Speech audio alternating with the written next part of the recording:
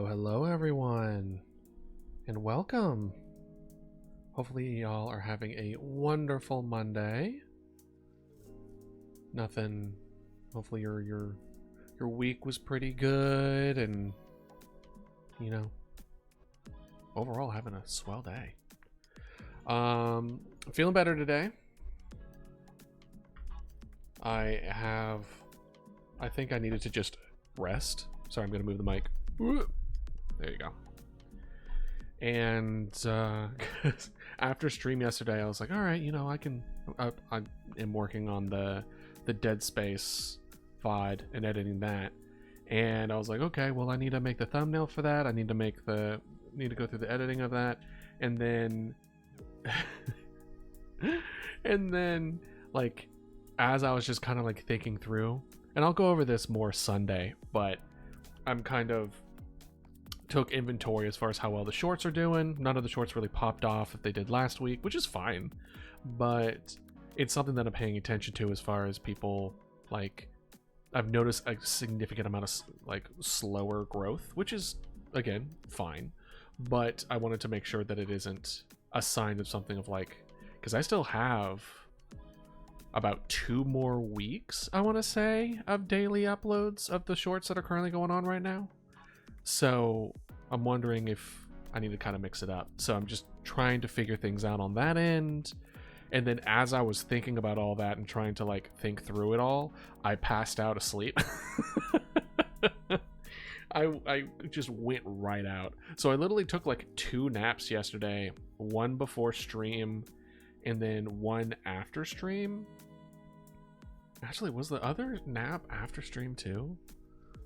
Yeah, I think I took 2 naps. So I took 2 naps and then went to bed. Like, I went full to bed. And I was like, man, I slept a lot yesterday. I must have been really tired. So I woke up today feeling well rested. The sprain that I have, or strain, or whatever it was in my ribs, is now pretty much gone. And I went to the grocery store today to kind of restock on some stuff. So overall, I am a much better mental state than I was yesterday. So we should be able to, kind of think this through today. Hopefully get the maps in. We already made the vehicles. And if we can make like the roads as well, or at least maybe make the tools to make roads.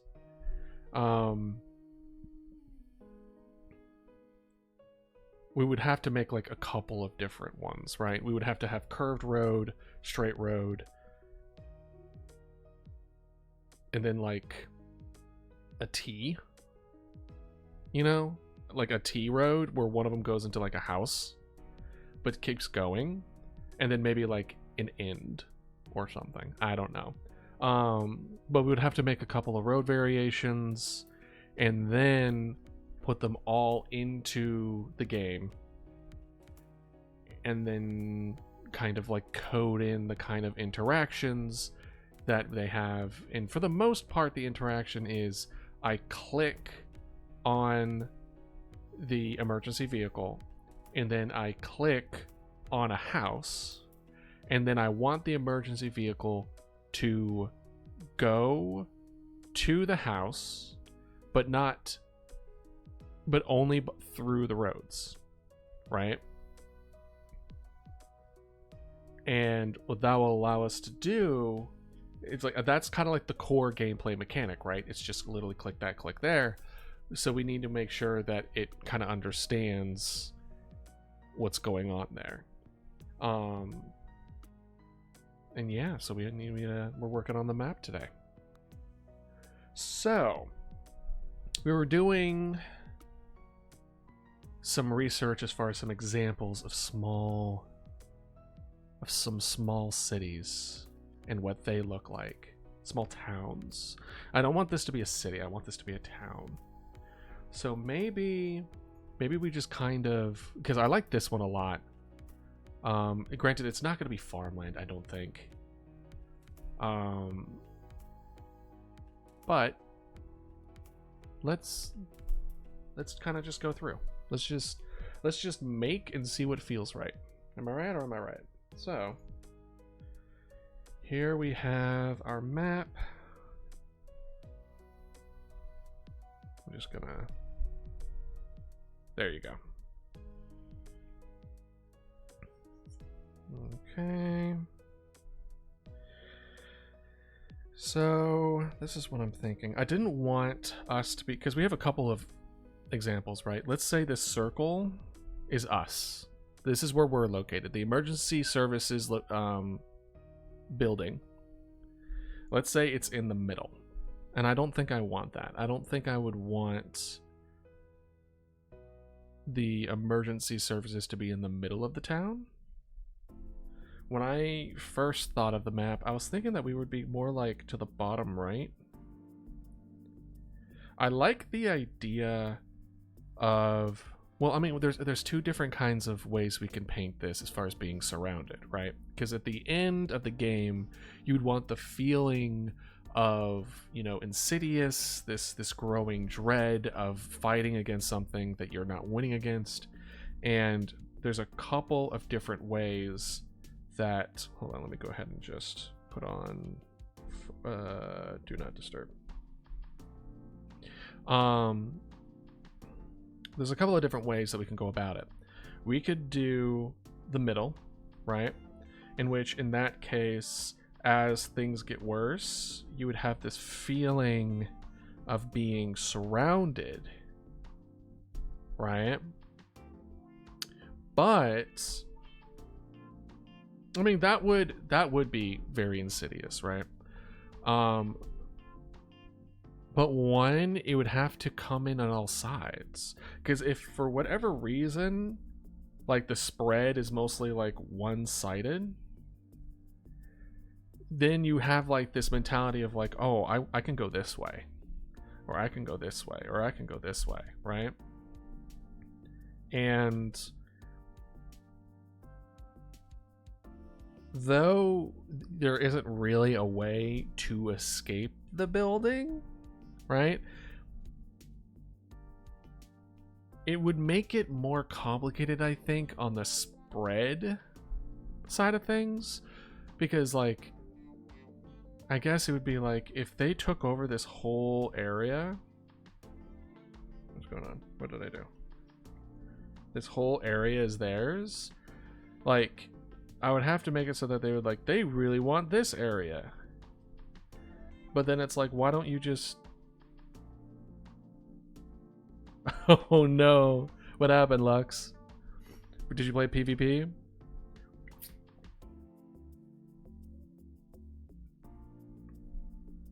As someone who played way too much Destiny, yeah, I get it. But no, like, you would go in on all sides. Like, why would they go around you and take out all this instead of just taking over your building? It would make no sense.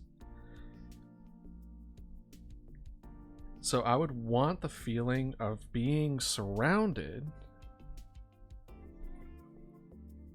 Yeah, that sounds like a very Destiny thing to do. That and just being bullet spongy.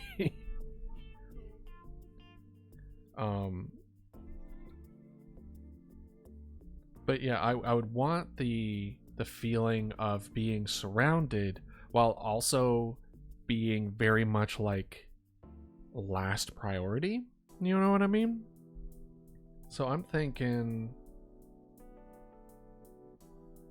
one of your greens. Oh, the subclass. Yeah, I heard good things about the green. The what do they call it? It's not darkness, right? It's like this strings or whatever. What class were you going as? Were you trying to do the warlock ones? Strands? Yeah. Which one did you want the most? Did you want the summoning guys, or did you want the claw hands, or what was the strands for hunter? Was that the tornado? Or was that arc? I don't remember. It's been way too long. They've changed too many things since the last time I played. And I think the last time I really played was Forsaken. So like beginning of Destiny 2. is when I like played really a lot, and then I just kind of got really burned out and just stopped playing.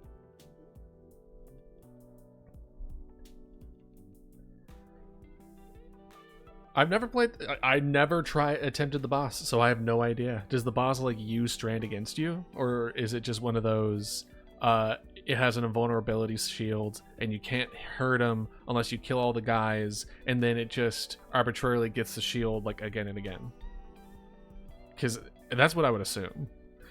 Because that's like half the bosses in Destiny do that.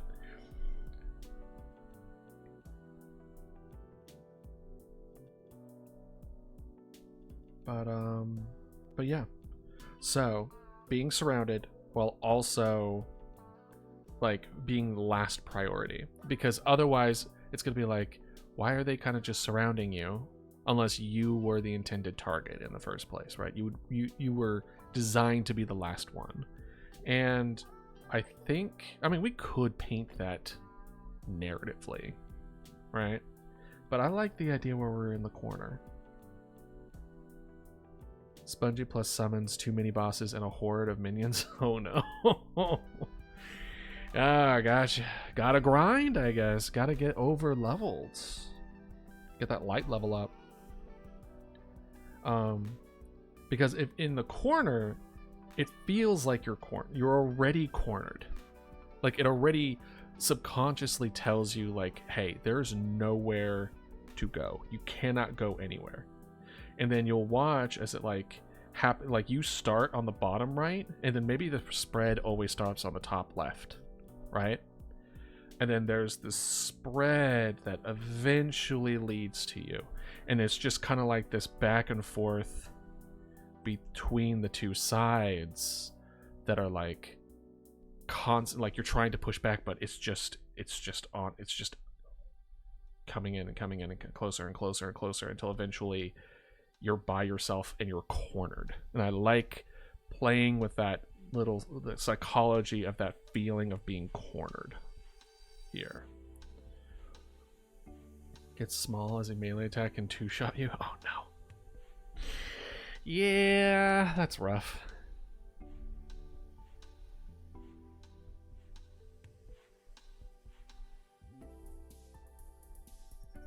So, with that in mind, I like the idea of being cornered. I don't think it really matters if it's like which corner. Even if we just go on the sides like this, it still kind of feels not as... This feels like it's like a PvP area. This feels like it's a fair push and pull strategy. Like this feels strategic, right? Which this is a strategy game. We do want to make a strategy game to an extent, but this is a horror strategy game. We want, which is difficult because strategy is kind of like saying it's an action horror game where action's about empowerment and horror is about disempowerment. So it's kind of like you kind of have to cradle that a bit. And what you end up happening is like similar to like Resident Evil, where it's kind of like it becomes a lot less scary and a lot more just action. And kind of same with strategy. Strategy is kind of like you have to. It's empowering in the sense that it makes you feel smart, right? It makes you feel like, oh, I could figure out this problem, and once you find the solution to the problem, then it's that feeling of like, oh, I'm awesome, or oh, I'm super smart, right? And that is also counter to horror, right? Strategy is not about helplessness. It's about figuring out a problem and then being empowered from figuring out the answer to said problem. So by having a corner kind of thing going on here, it does kind of give like a slightly skewed, where it's like it's still half, it's still versus, but now there's this feeling of there's nowhere else. If you lose, there's nowhere else to go, right? More so than I would say that if it was like, where did you go? If it was like here, And I'm kind of touching more and more on the psychology of it all, but it also might just be me making shit up because it's just, you know, going on vibes a lot of the time and the vague memories of psychology classes. It's not like we went on, I took a class on the psychology of video games or something. But I did minor in psychology, so I did take a lot of good classes. But to me, when you have the design of things farther away, so like they can spawn, where'd it go? Where's my, like here or here? The farther it means is farther away could feel like it's farther removed from the player, versus if it was the other way around, where we were up here and the enemy was down here, then it would feel like there's a distance between us and who we're supposed to be, right? I might be looking a little too much into it, but to me that makes sense. And I like the idea of something farther away that gets closer to you on the bottom, like going from the top to the bottom gives that feeling of encroachment, versus going from bottom to the top feels like you're the one pushing. Does that make any sense? I don't know. I don't know why I am thinking that the bottom of the screen is relative to the closeness of the player, but to me that feels right. And I could be 100% wrong. But that's kind of how I feel on the matter. And a lot of psychology is kind of like, why do people feel the way they feel? So I like the idea of this, where we are the, so we'll make that, this circle is us and this X is them, right? So that means we'll have like a house like here, and we need to have stuff between here and here, and we want to kind of fill out this space, right? We want to fill out over meow, like over meow,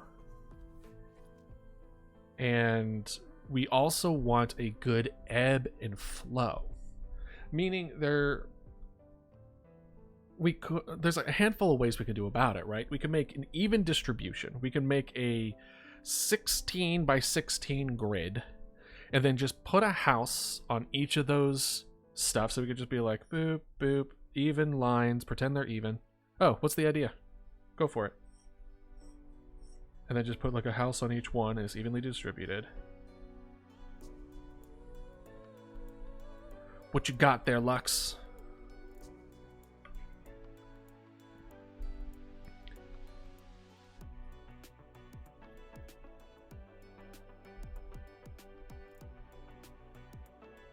You can have a story mode with most of the spooks. Okay.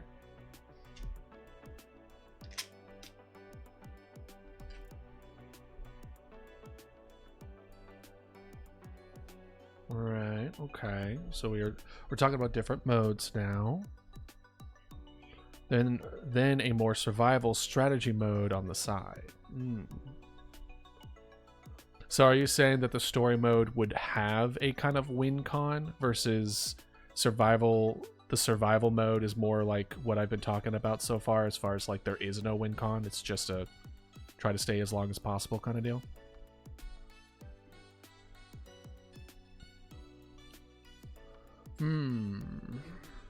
I'll add it. I'll add it to the possibilities here. I'm gonna add it to the game thing as potential ads. Story mode with WinCon, then survival for those that want to last. Yeah, I mean, if we just have the survival strategy, that does already just have the keep playing it kind of deal.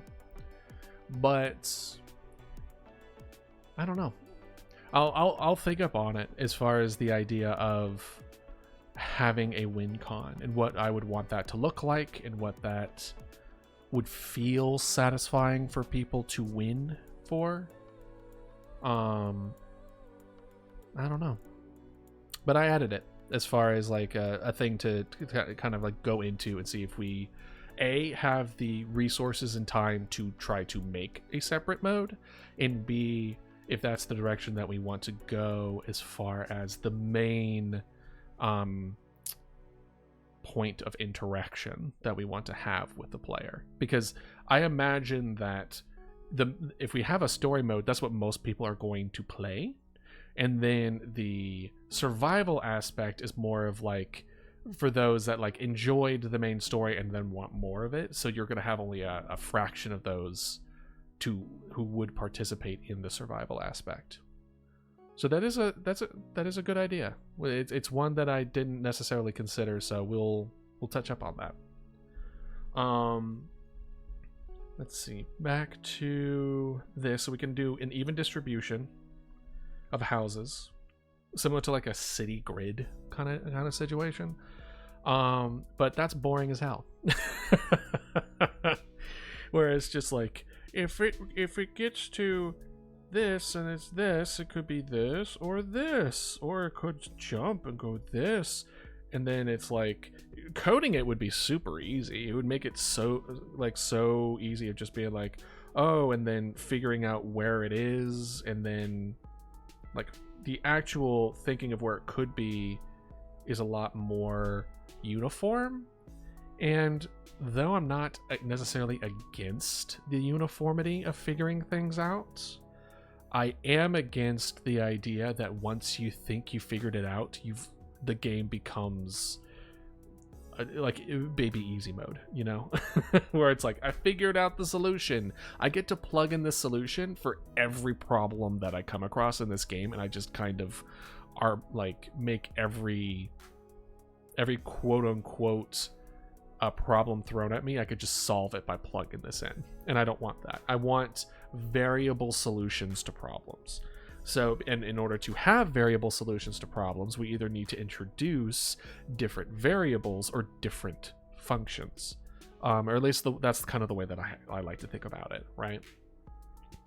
So I like the idea of an uneven distribution of houses.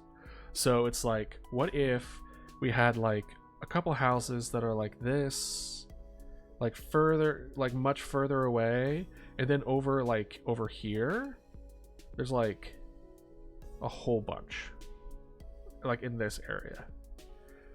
Now you have different rules here. Then you could be like, okay, let's say this one gets taken over, right? And it's like, it could be here, it could be here, it could be here.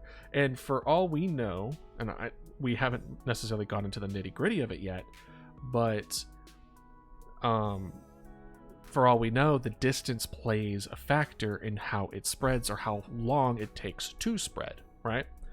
We don't know if the distance to spread from here to here is the same from here to here. People can assume. But remember, one of the things that we wrote in our design document that's very important is that we want to disrupt assumptions. We want them to assume a certain thing only to find that it is not the case. And not in any, but that's also a very, fine line we have to walk, because if we break assumptions too harshly, then it becomes frustrating. Instead of like what's the word I'm looking for? Instead of being thrown off your balance, you're just frustrated, right?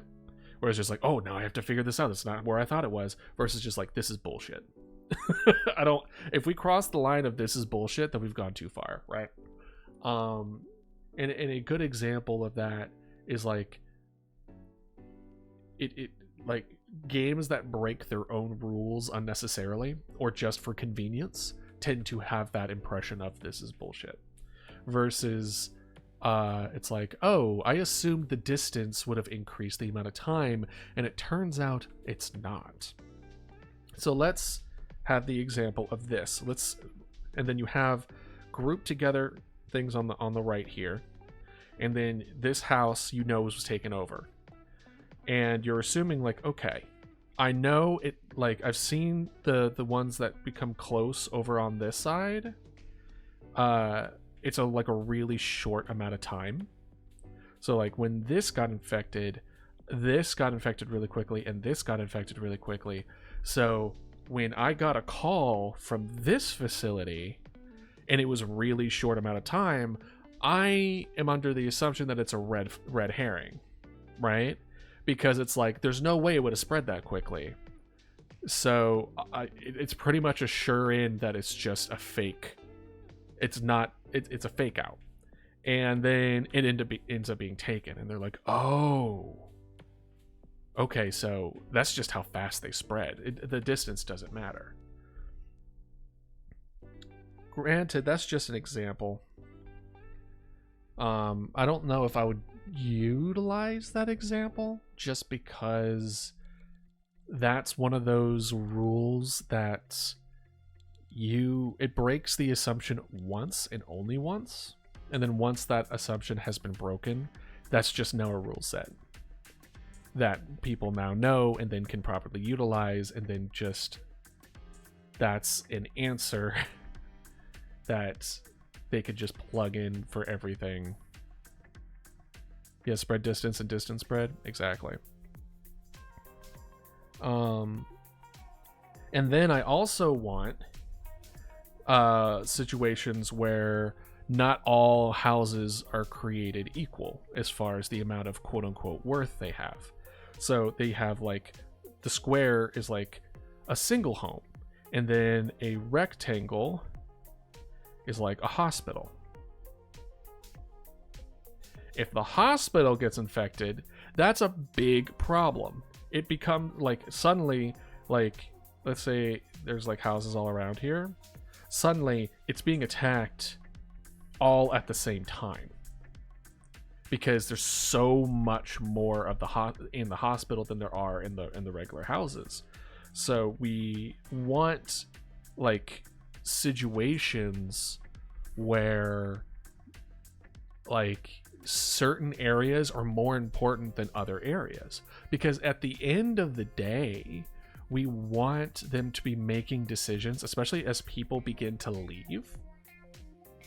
As people begin to leave the operator facility, and you're starting to get swamped. More houses, exactly. And it starts getting swamped. The player's going to have to make tough decisions of, I can only save certain things. Where it's like, it's between this house or this hospital, and I can only save one. What am I saving? And it's like, oh, okay. If we lose the hospital, it's going to spread so much worse, so I have to save the hospital. And then suddenly we lose a house. And then it's like, what if we had like 2 or 3 of these, right? Let's say we had like a hospital, and then we would have like a school, and then what's another thing? Let's see here. Ooh, grocery store. Right? And then you get a call, and it's either a grocery store or a hospital. Which do you save? They're both problematic if it's lost, but you're going to have to lose one now. But the grocery store has all these other guys near it. So if the grocery store goes, all these other houses are like ripe for the picking, and there's no way you're going to be able, like once that gets out of control, that's going to go crazy out of control. Whereas if we look at the school here, or the hospital rather, there's only like 3 that it could go. But also there's that ethical dilemma of, are you really going to save a grocery store more than a hospital? I mean, in the end of it all, the player, I think, would understand that you're going to lose it all anyway. But making the player have to make those decisions of what to save when you can't save everything is kind of the main draw as far as like how we want to move with it. So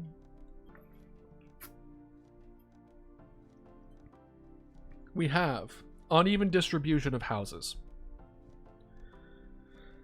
Let's see here. Uneven distribution.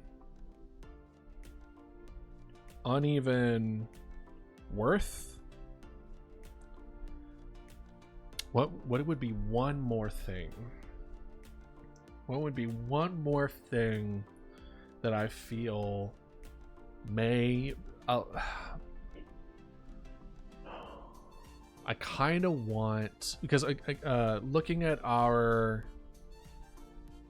game design document, as far as what we want, right, is... let's see here.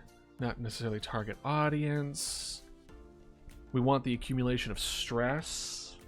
Eventually have to choose which calls to take, which ones to ignore, which is what we're going towards.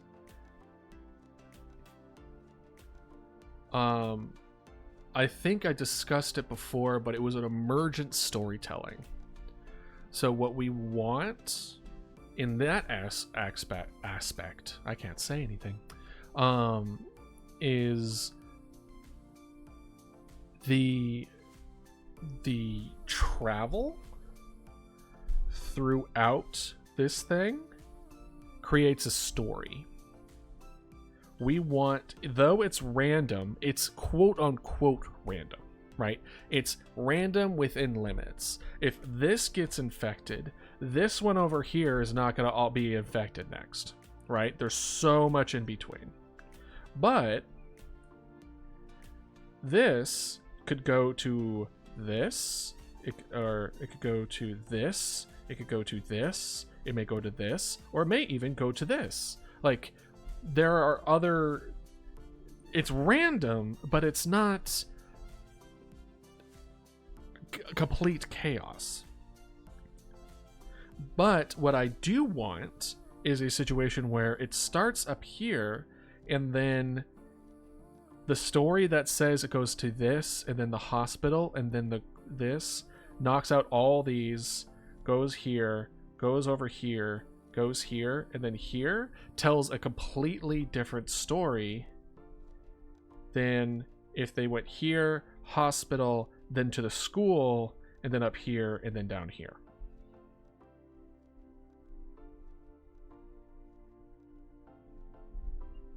And so when people are talking about it and people are watching people play it, because again, we've also mentioned this before as well, where we want to make a game that is fun to play, fun to watch, and fun to play after watching it. Which is really hard to do because we live in a time where, like, I would say most people's interaction with the game are going to be through someone else playing it. And so you want to make sure that it's fun to watch, because then people would then share that experience. Essentially, that's free advertising for the most part. And then when people pick it up after watching it, they are also having a great time. Otherwise, people are going to talk. There's going to be comments. There's going to be people, like, there's going to be Reddits. There's going to be things that people are going to say, hey, I watched so-and-so play it. It's not really worth the time. There's really not a whole lot else you can get out of it, right? You don't want that.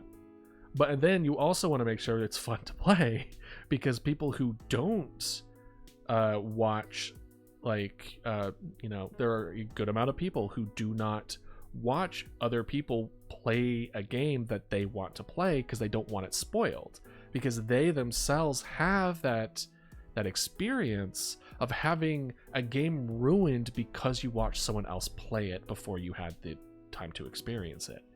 And if it's not fun to play, then what's the point, right? It's I certainly don't want to make like a streamer game where it's just like, oh, it's just streamers play it and that's it, because that would also I also don't want to cost the mental health of the streamer playing it just because it gets good views, but they hate playing it. I feel like there are a few games that fall under that category.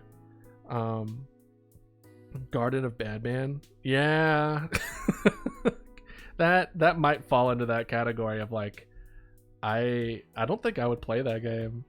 I really don't. It's funny watching other people react to it, but man, is it just like I don't know if I want to play it.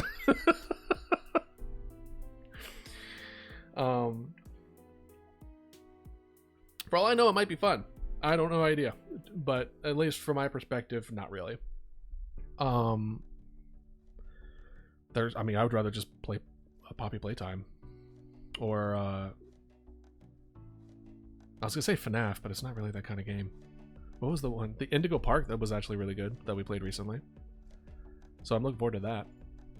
But yeah, Garden Bam I think might fall into that category, though I don't have the data to support that, of like seeing the amount of people who have bought that game. They made like 7 of them. Granted, I don't know how much it costs to make it. They're obviously getting some amount of traffic in that allows them to like keep going. And hey, you know what? They've made 7 games and I've made 0. So what am I talking about? Am I right? Am I right? But the point is, we want to do all 3, where it's like, we don't want to ruin people's experiences just because they watch it, while also it's fun to watch. Because if it's not fun to watch, then there goes your free advertising, right? And you might as well try, in today's market, try to kind of have like a foot in each of those doors. So having emergent storytelling that is different depending on how it spreads means we got to be kind of careful as far as how it spreads, but we need to tune the chaos just enough, because otherwise it's going to be just like, it's going to feel railroaded, but there's going to be like 4 trains, you know what I mean? Where it's like, it has 4 different options.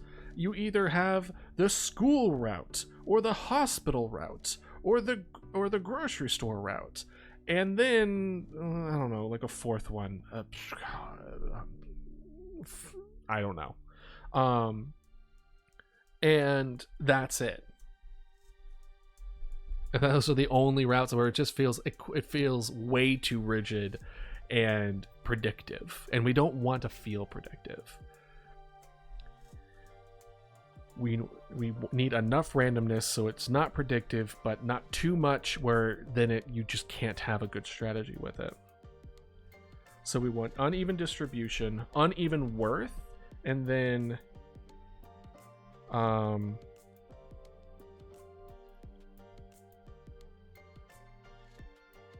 emergent storytelling. I'm gonna say nodes. And what I mean by nodes, I mean like, not every house I think should have like, because we could think of it this way, right? If let's make a new one, make a new layer real quick. If we try to make a list, right? Or it's like house 1. If we try to create emergent storytelling, what we would have is that like everything that happens before house 1 and then after house 1 affects things differently, right? So if the hospital went first, that would affect house 1. If it was a school that went first, that would affect house 1. And so the more we have these changes, that would mean that, let's say we have a house 2, house 3, and house 4. I apologize for my handwriting, by the way. It's atrocious. And let's say those orders can change the hospital. That means the hospital now has 3 more different versions that we would kind of interact with House 1 that would need to play. Like, all right, enjoy your cereal. So you have this increased complexity of, like, everything. The more you add, the more exponentially complex all the interactions can be, and you don't want that. You don't want to create it. In fact, I think, let me double check. I believe the definition of emergent storytelling is that it's not planned. Hold on. Storytelling. Emergent narrative or procedural narrative is any game storyline that is not written. There you go. Into game by developers, but emerges from the player's interaction with the various gameplay subsystems. So we want a situation where it is flexible enough that, or at least what happens when it starts spreading to that location, that it could mean different things. It could mean multiple meanings, right? So we can't have situations like this where we have that increased complexity, right? Instead, what we need is that each house or each part has a particular part to play. Just depending on the order, will do different things. So a good example of this, not necessarily a game example, but there was a book series that I read when I was younger. It was like Red, White, and Black, I want to say. I think there might have been like another book called Yellow or something. And it was a book series that if you read it in a different order, it changes the story. So like I began at Red, and I think I read White next, I want to say. I don't remember. It was so long ago. But it made it so that, like, depending on the order of things, it changes your perspective on things. And I think that's really, really interesting. So, granted, that particular part, the emergent storytelling part, that is me getting greedy as hell, right? That does make it, it's like, could you really do that in 3 months? Right? And I don't know. To be honest, I don't know if I would be capable of making that kind of complex device, but we can certainly try, right? We can certainly attempt to do so. We can attempt and fail. As long as it doesn't ruin the feel of the game, it kind of doesn't matter. But the idea of the nodes part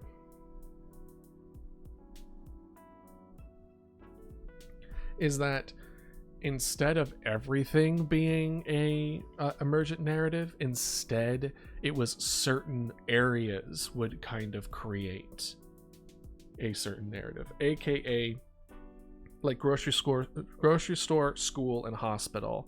Depending on the order in that went, would change how you like how the story went. So I will give an example, right? I'll give an example of what I feel would be a good emergent storytelling in this situation. So we'll say House 1, right?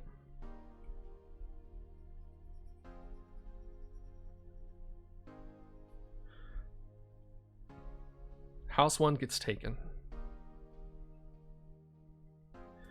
Then it goes to House 2. House 2, they get a call. Dogs barking in the background. Gets taken. Goes to the hospital.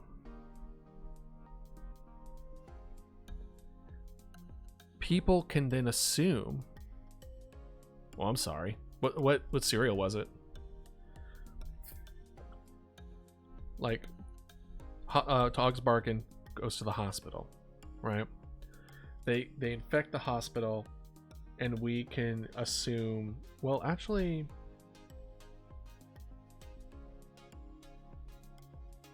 I'm just trying to think. The jump that I wanted to make was the dog was mimicked.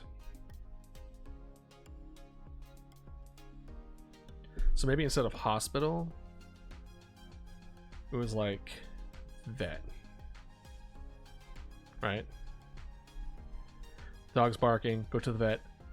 Vet gets taken over. Then multiple houses. House 3 through like 6 get taken over. And now in your brain it's just like, my God, the pets went wild. Like things like that, where it's like,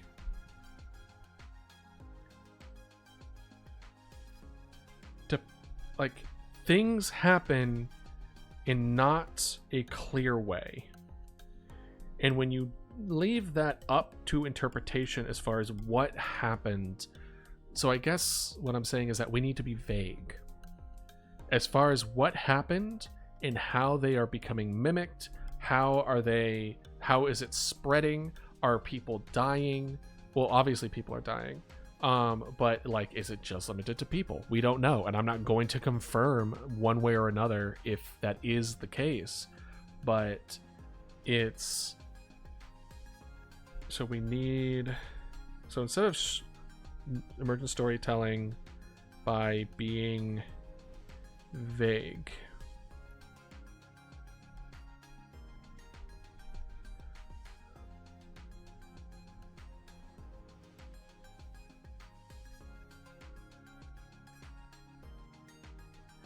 and then there's the question of, well, how many red herrings do we want to add in? Because again, disrupt assumptions. So if we want, I would say like a couple, like maybe like 2 or 3, where it's like, it would make sense, but that's not how it rolls.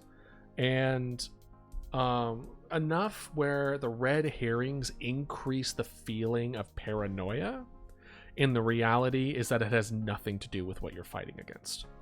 An example would be like, let's make sure I'm on the right one. Yeah. So like, let's say we have house and then house, right? And there's like the road that connects to it. And then, you know, there's like another house in the middle, let's say. I have played Prey, which I really enjoyed Prey. Granted, I didn't play the DLC. I've been meaning to do that.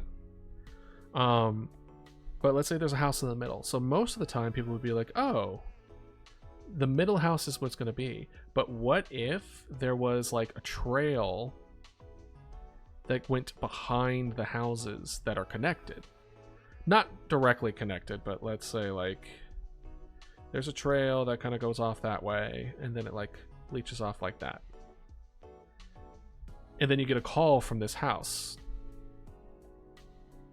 Do we think, and this house was taken, does this house, would the next house be here? Or would it be here? We don't know. Like we were the monster the whole time plotting. I considered that one. I don't think I want to go down that route, just because like that's very anti what the player, like the gameplay. The gameplay is we are trying to prevent the spread of it. And there isn't any kind of, the only way that would work is if we implemented tools to increase the spread of them, right? Because we did mention the turtle strategy before, right? Because there's 2 ways of technically winning this game as far as the way that we're moving forward, which is, you know, try to prevent the spread and sending people that you can, or literally not sending anyone. You don't lose anything, and then people just get taken out, right? And both of those and that second situation, I guess, could be interpreted as maybe that you were a part of the monsters the whole time. Like you were the imposter the whole time. But it doesn't quite fit. Not in this context of this person coming in, having an accident. Granted, I mean, they came in having an accident. They could be the mimic, right? And they are the ones on the inside purposely sabotaging and things moving forward that way. Well, I mean, now that I said it, it's not too far-fetched. And we could turn the turtle ending to an imposter ending where you were the imposter. You let things go on purpose because you were the one on the inside. I certainly don't see why not. The Moon Crash DLC, from what I've heard, is an absolutely amazing DLC. And it has a lot of good replayability because you're trying to like save all the people. In every run, it has like consequences for the preceding runs. So it looks really good. Yeah. It's definitely different from the main game. But I'm certainly open to it. I'm certainly open to streaming it. Because it seems like it would be a good game to stream and to play and to experience.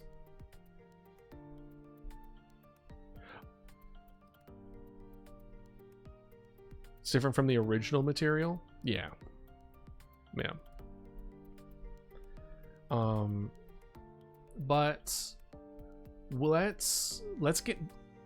we'll come back to the potential idea of like, because now that I've kind of gone through what the turtle ending really would be, it would make sense that you letting things go out of hand just because it's like the actual narrative reason to turtle is either A, you're too afraid and you don't want to lose any resources, and then you're essentially a coward who was the last one alive, or you were on their side the whole time and you purposely sabotaged it and they knew it. And if we're vague enough, we could leave it up for interpretation where you don't know if she was on their side or not, or you were just being a coward. So we could just leave it up for interpretation and then leaving that being a potential option. Oh, no. This is not a I'm trying to make it fit when it doesn't fit. This is I'm completely exploring the idea that you're handing to me. If it's something that I know is completely not going to fit, I'm going to tell you. It's one of those things where it's like, technically, it kind of fits in one unique part of it. So I'll put it this way. I don't think I am going to explicitly say the main character is on their side. However, I am open to the idea leaving that the interpretation of how the game ends in the turtle ending could be interpreted as you being on their side, and then the game just doesn't like tell you which one it is. So I do kind of like that. So as we make that kind of other turtle ending, that they have that option, or that will leave that like not confirmed. Yeah, I think that's the way I want to go about it. In fact, let's see here. Ending. Potential last conversation. I know we talked about, I definitely wrote down the endings. Yeah, the turtle. Make sure to keep vague enough so it can be interpreted in different ways. E.g., player was actually one of them. Yeah. Player was just a coward. Right? Okay. So, back to the pathing, or red herrings, right? So red herrings, for those that may not know the phrase, red herrings is essentially like things that are purposely like they seem like they're connected but they're not connected, right? Let's actually let me make sure. Red herring meaning: something intended to divert attention from the real problem or matter at hand, a misleading clue. There you go. So in this case, the misleading clue is I just lose. How did I lose my? Oh, there it is. The misleading clue here is the paths that are kind of connected. So let's say we had like a couple houses, like here, here, and here, right? And then there's like this path that goes in the woods. And then they're like, oh, there's one that goes here, there's one that goes here, and then there's one that goes here. People are going to see this, and they're like, oh my gosh, these houses are going to get, like, if one of them goes out, all three of them are going to go out, right? They're assuming that these paths matter. They don't matter. So we want to introduce like 2 or 3 potential assumptions based on environmental storytelling that may like connect them that actually don't. And this will allow such an increase in complexity or a paranoia that it's like, oh, I guess not. I don't want to go down the route of sometimes they work, sometimes they don't. We're getting into bullshit territory at that point. So we'll do paths. What else? What else would be a good red herring?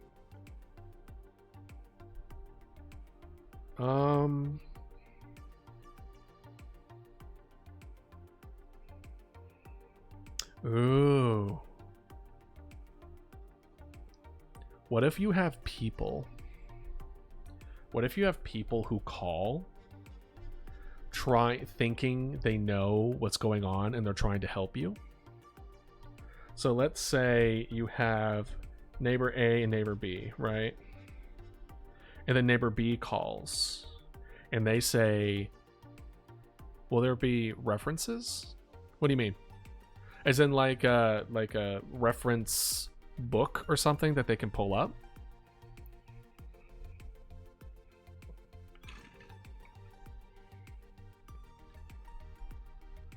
Or like an instruction booklet or something?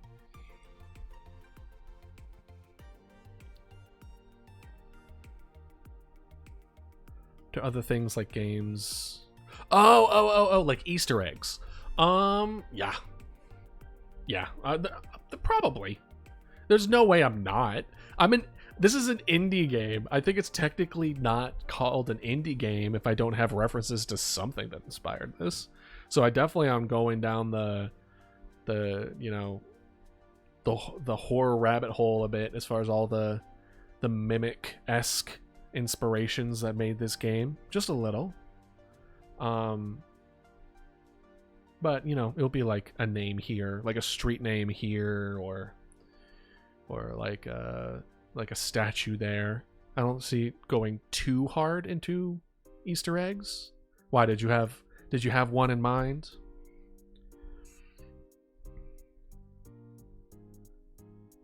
But secret dodo screen would be a funny idea. Oh, I don't know if you were here for it. I wanted to add. Were you here when I talked about I wanted to add a squeaky dodo toy next to the computer? Similar to like FNAF, where you have the little bear and then it like squeaks if you poke it. It's kind of like that, except there was going to be a little quote unquote like stress ball, but it's like a rubber duck, but instead of a rubber duck, it's me, the undead dodo. And that was gonna be my plug.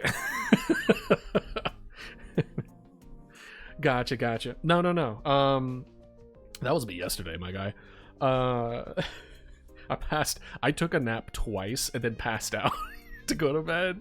I was so tired. Oh my gosh, I must have been pushing myself a bit hard lately. But no, like that, I am planning on having that little bit of like levity, because I'm a huge fan or a huge believer of breaking the tension that there is a relationship between awe, horror, and humor that, if done correctly, create a very memorable experience, and that doesn't allow you to become like numb to one particular or the other, and it enhances each other. Because horror is very effective in the short term, but on the long term it kind of tapers off because your body becomes acclimated to it. So that's why as far as the calls, not all of them are going to be serious. Some of them are going to be funny. I don't think there's going to be any awe for the calls, but unfortunately this game doesn't really have opportunity for awe, but I will try to break it up with humor and levity. And people will naturally kind of turn to levity in an attempt to kind of center themselves again. There is a natural tendency that they're like, okay, I'm being a little overwhelmed. Time to poke this really cute thing on the side. Time to watch some cat videos, you know what I mean? To kind of like just get their head back onto kind of but anyway, so another red herring that I was thinking of is, what if people were calling 911 to like report what they think is going on? So I think, like, let's say neighbor B calls 911. They're like, hey, neighbor A is being really, like, something's going on over there. You should send someone. Now, the question is, do you believe them? And should they believe them? Right? Do we want to implement that as a do we want scenarios where it's like, that's a real thing? Do we want sometimes that to be a real thing? Or do we want that never to be a real thing? I think it would be a good red herring as a what would I call that? Hearsay calls? Where someone is calling for the sake of calling for someone else, or they're like, hey, I know what's going on here. There's a stream of youngsters going around robbing people's houses, and they're robbing my neighbor's house right now. I see it right now. They're totally going to break in the windows. Like, do we want to go down that? A 50-50 chance I would just ignore them? Yeah, but I guess the question is like, would it be a good idea that people would just be like, because people's gut instinct is to ignore them, I think. But there's still that part of the head, part of the back of the brain that's like, maybe I should send someone, right? But if we reinforce that assumption that it's fake, then people will always ignore this call. Do we want to punish people who always ignore this call? Or do we want to make it so that certain details are added to the real calls and some of them are not there for the fake ones? So it's like, I hear this racket going on in my neighbor is always fake, but I'm watching someone break into my neighbor's house is always real, right? Do we want to make the red herring the red herring audio Do we want to make that it's kind of a little sub puzzle of you have to pick apart the statement? I mean, you should be picking apart the statement regardless, but even more so for red herrings, because it could be, most likely it's fake. It's not like there's nothing happening, but there is a small chance, and there are some statements in that statement that allow it to be like actual dependable information. I don't know. As of right now, let's leave it as a red herring. It's always false. Any kind of situation where it's just like, my friend Jenny. Oh, that would also be kind of funny. There's just a rambling. You know, my friend Jenny, she's always won bingo time, and you know, her son has gone off to college, and you know, and I knitted her a sweater last Christmas, and it's just like, lady, just get to, why are you calling 911? It's just like a super rambly like person calling, just like going on and on and on, and just at the very end she's like, and well, I found that my door was unlocked when I came home tonight. And then it's just like, okay, sending a guy over there. They're in your house. Like, I like the idea of just having those moments where it's just like, it's super tense and this person is just taking their time. And you're just like, come on. And I am not adding anything to speed them up. Nah, you gotta sit there. You can hang up on her if you want, but that could be a house. You don't know, and you won't know until the very end. So those would be pretty funny. Granted, that also might be just really frustrating depending on your point of view. And that's the kind of like potential good or bad, because I think we decided that each house, so let's see here, decisions, we wanted each house will have a consistent person. And what by that I mean, as we make this map, the person in house 1 is always that person in house 1. Always. But what that creates is, one, consistency. But B, it also creates this thing where you have certain houses that you're just like, you just hate.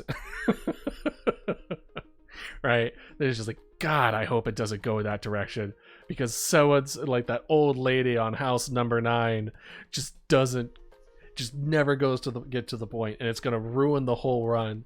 And I don't necessarily like that, like that kind of dependency of like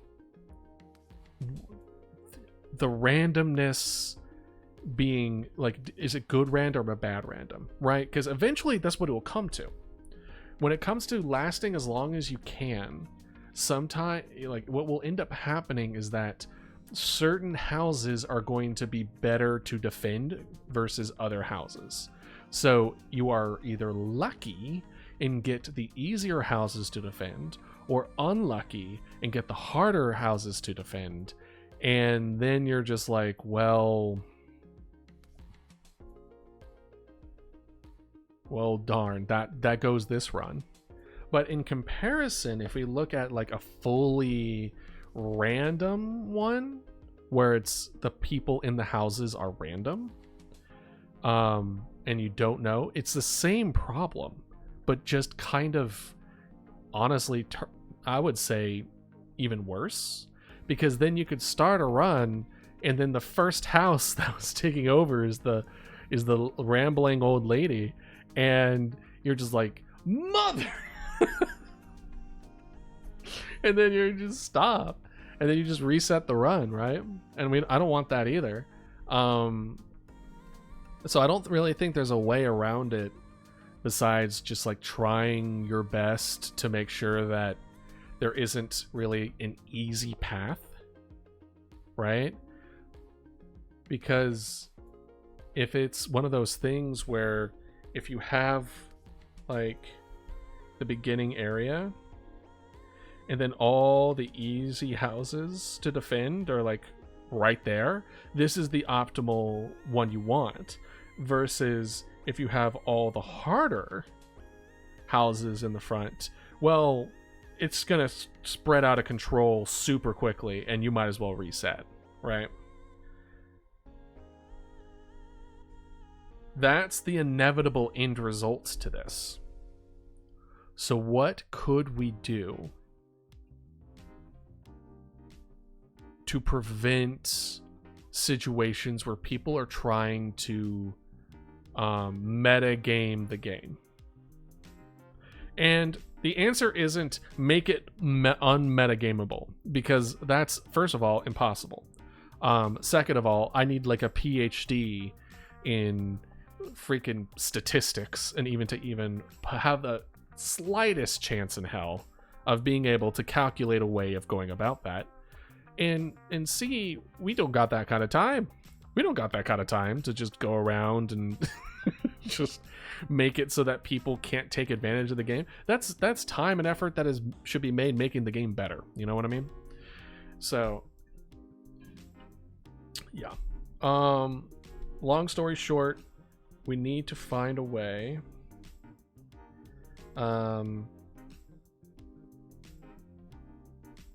prevent maybe it's like rank houses on difficulty and prevent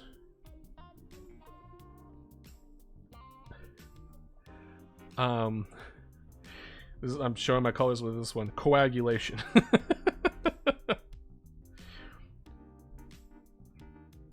You don't want them clumping. So you have like a whole easy house out in the front. All the easy houses are on the front.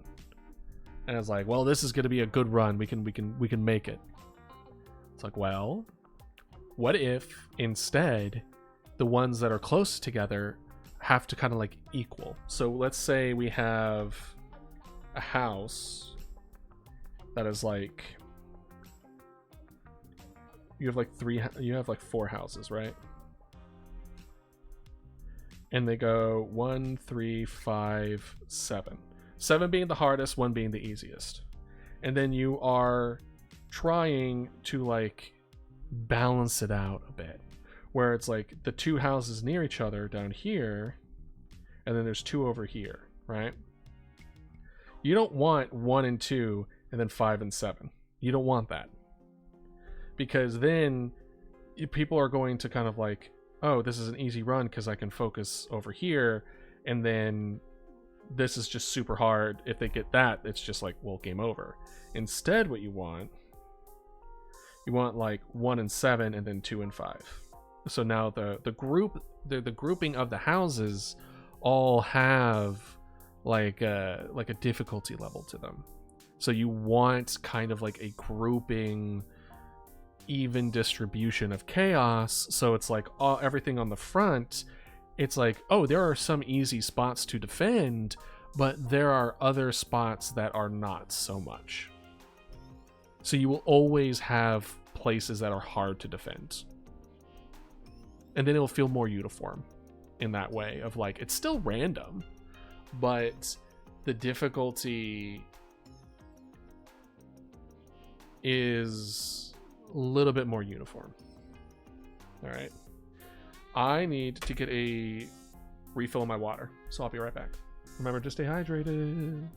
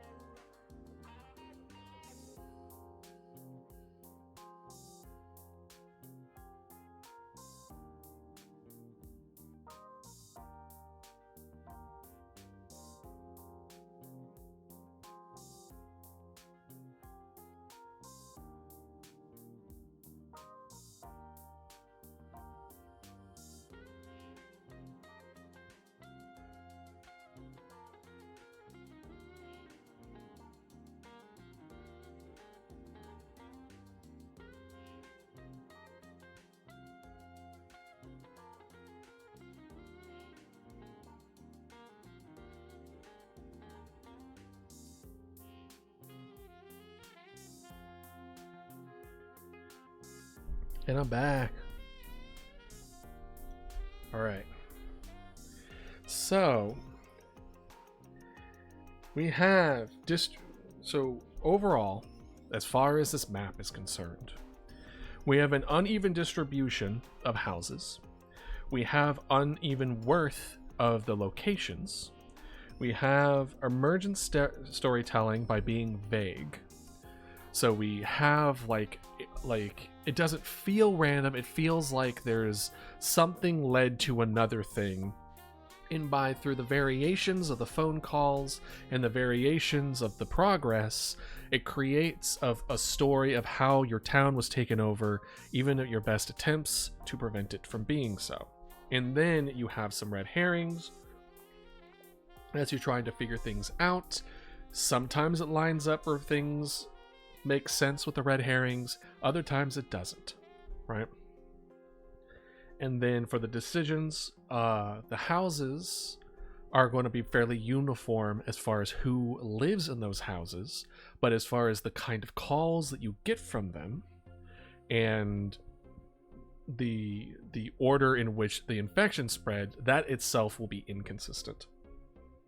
And then the difficulty of how to prevent the spread of things will be also kind of randomized as far as the phone call recognitions and things of that nature. We might make it so that every house has a innate static value of difficulty, and then the phone calls coming from there is kind of like a variable applied to that house, where you may have a house that is more difficult, quote unquote rambling grandma, which is a really funny thing, funny code name, but I'm kind of sticking with it at this point, where it's like, oh, the rambling grandma isn't necessarily difficult to find out as far as, what is going on, but what it is it's difficult because it takes such a long time to get the necessary information to make a move. So in the beginning, when you're not really stressed, it's completely fine. But near the end, it's really problematic because it's like, cool, lady, you just made me not pick up 3 other calls with you talking to me here, right? So another one. Let's make a new one.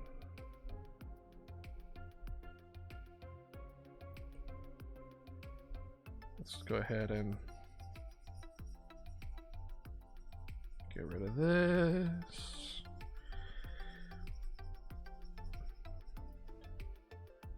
All right, houses.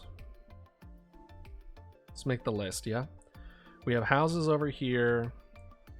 We have important landmarks.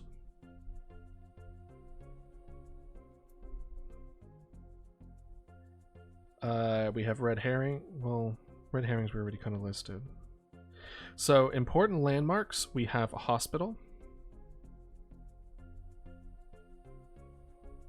We have a school. We have a grocery store.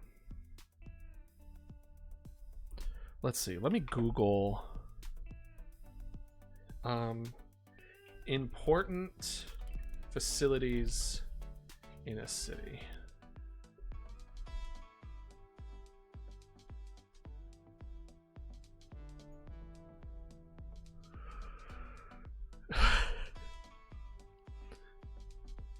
Sorry, I looked it up and it was like one of the things on the list was McDonald's.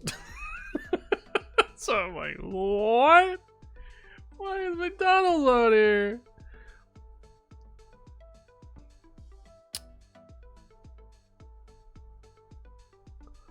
So let's see here.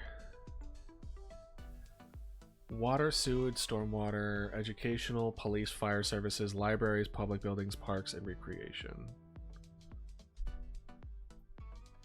Housing, transportation, sanitation, utilities, land use, production of goods, and communication.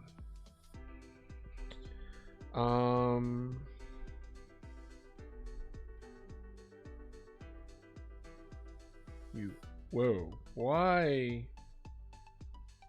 What? You good? You good, pen? Why was that so thick?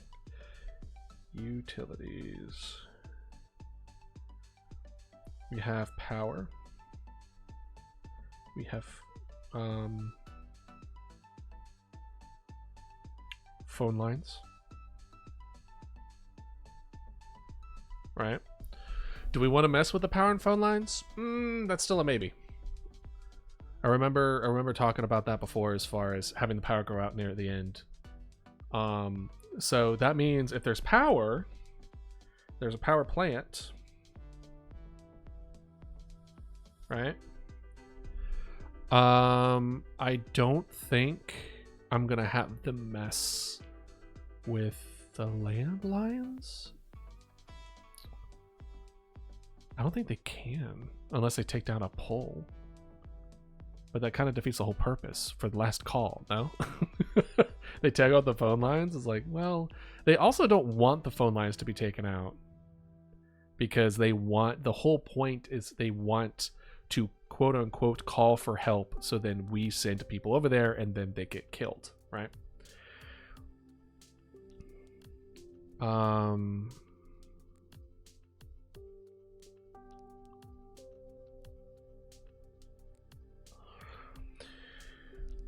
Well, let's say for houses, we have how many different houses do you feel would be good? Hold on, I'm gonna sneeze. God, or back. I'm thinking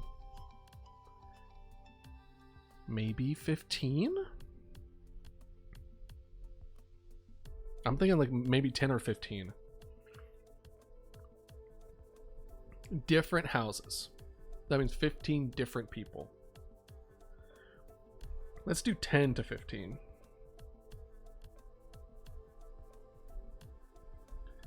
Because depending on the landmarks, those are also, I think those should also count, right?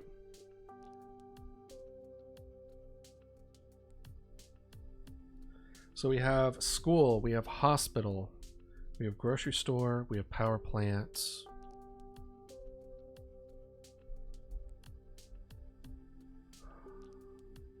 But another thing that we need to think about is when things are going to get hairy really quickly.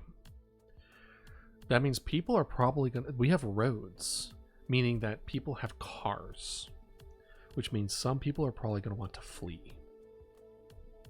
So how are we going to handle that? How are we going to handle people trying to flee? Do we want them to flee?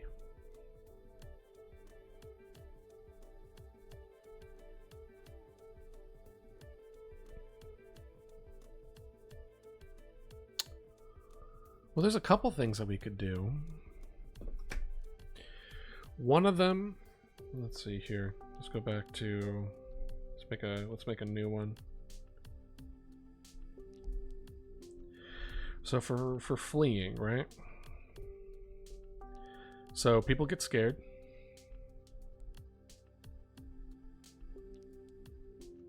So they pack up and drive away.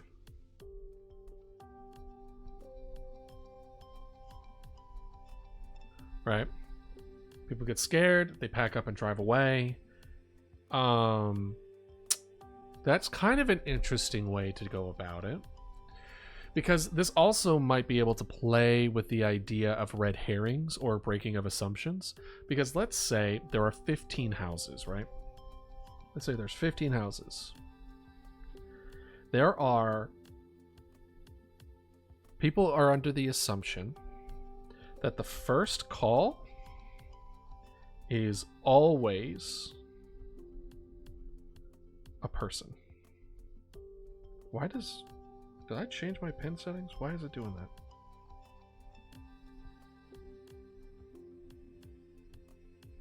What's going on? What's going on with you?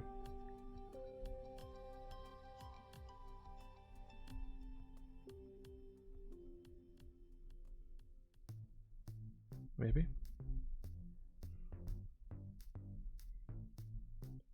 Always a person.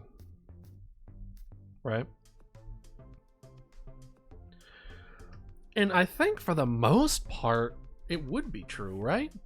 Because for the most part, you, the player, have the opportunity to prevent the spread of things going wrong. So it makes sense that when things are going wrong, or how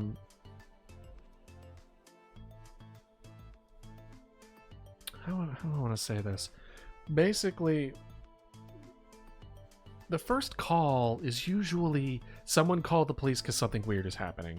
So then you decide whether or not that's actually like something real or an imposter situation, right?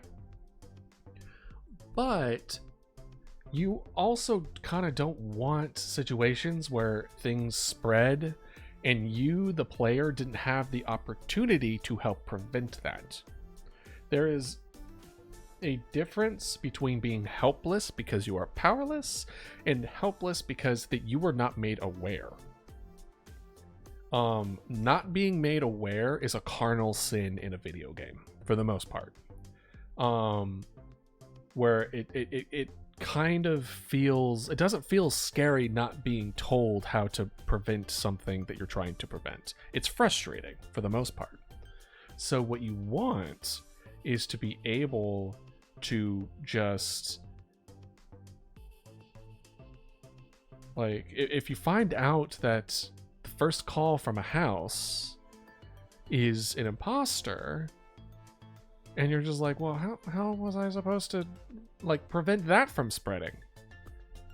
Like, I wasn't even given a chance to figure that out, right? And that feels like that I would feel bummed if I was just like trying to prevent this spread, and then suddenly there are like 2 or 3 houses that are completely taken over, and it's like, what the hell, game? Like, what was that for? It would feel like the game's cheating. And that's not fun. But what if the first call isn't always a person, because those people left the house, right? So now the people left the house. That is an empty, vacant house. And then the imposter would just go into an empty house.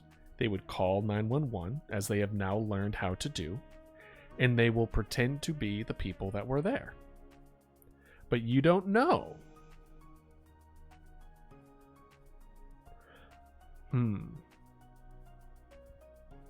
One thing we need to talk about is clues, right? So what if, let's go back to this real quick. Clues.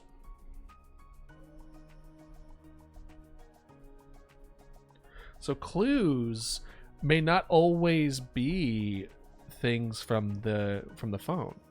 What if we give the player the agency to ask the emergency services questions from when they arrive? Right? Like, ask us policeman questions. Right? And that also kind of adds an extra layer, right? Because if you ask the emergency vehicles questions, it will allow you to have more information that you didn't have before, and it kind of creates an open communication between you and the people that you're sending in to die, potentially, right? We want an emotional connection. We want their deaths to mean something besides, I'm going to lose this game quicker. We want an emotional connection with the player and the people, or the non-playable characters on the thing. So by having that interaction, it allows them to like actually have that feeling of, oh, this is a person, right? Even though it's not a person. obviously. Ask policeman questions, and one of the things that could be asked is their car in their driveway?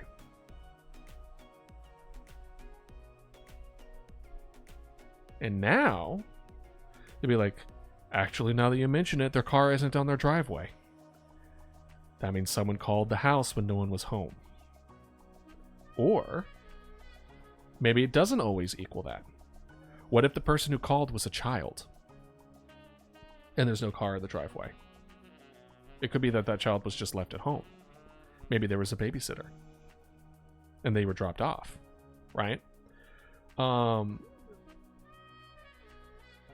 There are situations where it's like, we want to leave enough guesswork where it's like you're doing your best to try to see the connections, but it's vague on purpose, and it always uncertain to a degree, with the exception of some of the easiest versions of like voice changing while they're calling, where they're like, I am looking for more emergency services or whatever, right? And then it's just like, okay, Mr. Robot, I don't think you're a person, so I'm gonna send 2 policemen to take care of you real quick.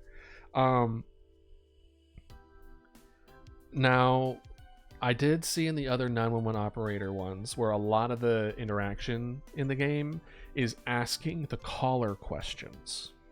And at first, I was kind of against that. At first, I was just kind of like, I don't want to have to do that. Well, it's not even I want to have to do all that, but also it's just like, I don't know how you would go about doing that in any kind of meaningful way, where it's just like, are you a mimic? And they're like, you got me. Oh, I thought I got you. That's so funny. I'll see you soon. Like that kind of thing. Like, no. That's really like, no. But damn it, I'm starting to fall in love with the idea again. Like the what was that horror game that came out recently? It was like Not My Neighbor or something, where you have to verify certain information with the person in order to send things over. Do we want to go down that route where it's just like, all right, give me your name? And it's like, okay, they gave the name. And it's like, okay, give me your date of birth. And they're like, why do you need to know that? And they're like, just give me your date of birth. And then it could be wrong. Right?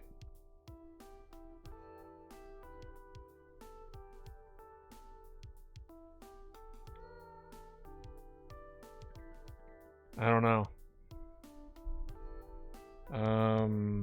Do we have potential up in here? No. Let's see here. Potential.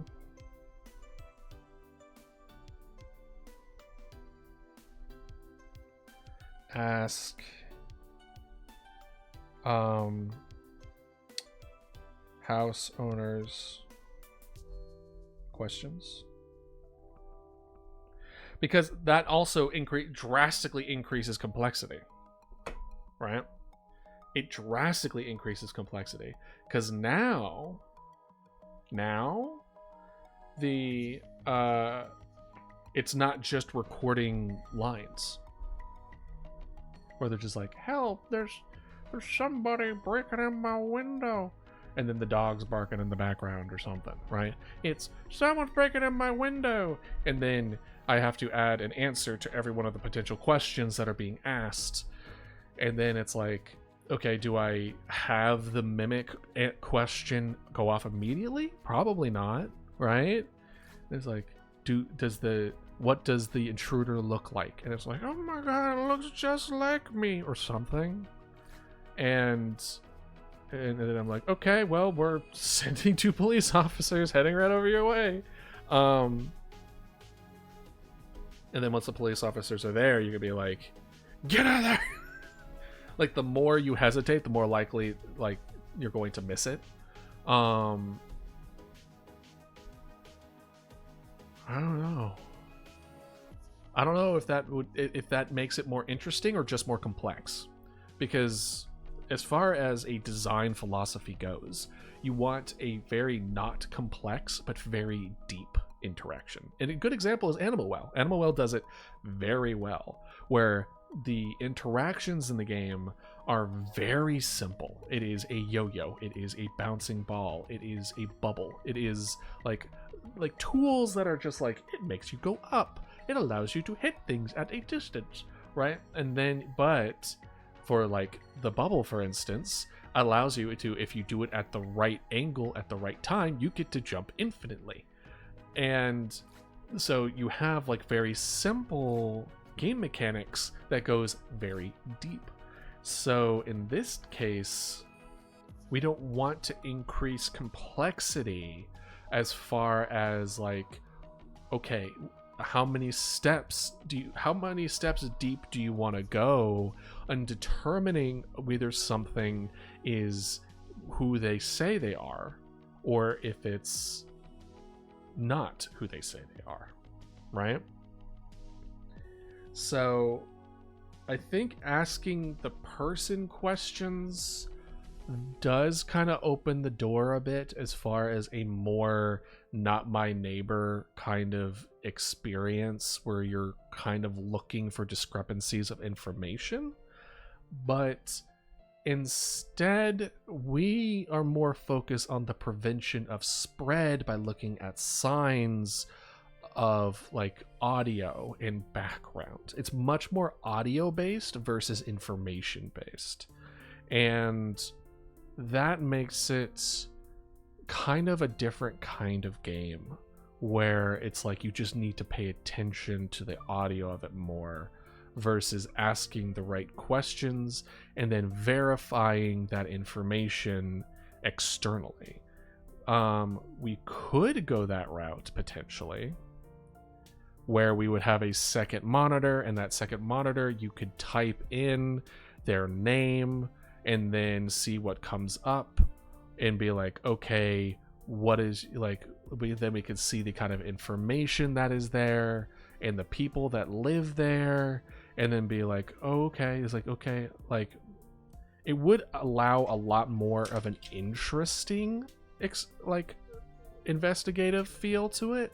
Because an example that just came into my head would be a child is calling saying someone broke into their house and they don't know where their parents are and they're really scared, and then they pull up that house and no child is registered there.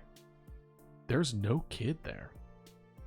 It is a single mother, or not a single mother. It is a single person living in a house. There are no children, there are no nothing. And you're just like, okay, now we know that, so they are not who they say they are. You send the two police, let them know to like kill on sight. It's a mimic. I'm still also not 100% sure how you would be able to convince people, especially policemen, to be like, hey, yeah, there are people pretending to be people and I want you to kill them immediately. Is kind of like, what did you just say? Excuse me? Hold on. You just came back. Are you good? Like, are you okay? So it would make it more interesting, but by how much is the question. It does add more opportunity and a little bit more investigative in a sense, but at the same time, I think it would add so much more complexity to the game, where it's like, okay, so now we need a second screen. Now we need to have like a screen of them, of whoever lives in that address, and the ability to click and look up people from that address and confirm that. And like that's so much. It's like, I almost want to say that's an extra like 2 weeks worth of work minimum. I don't know. So it's like, would it add more to the game? Yes, it would add more to the game, but I don't know if we can make it work. So I'm gonna actually add that to potential ads. Verification of information. Verification of information on who lives where. Because as of right now, it's just auditory. It's just context clues and auditory, and that is it. There is no confirming who they say they are, or who they are.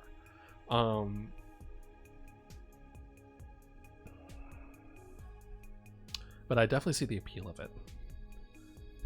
All right, let's see here. But the clues, where it's we ask the policeman the questions, I do like that. I do like being able to ask the people who arrive there that they need to do certain things, because I want to humanize the resources that you're using. Because the resources that you're using are people.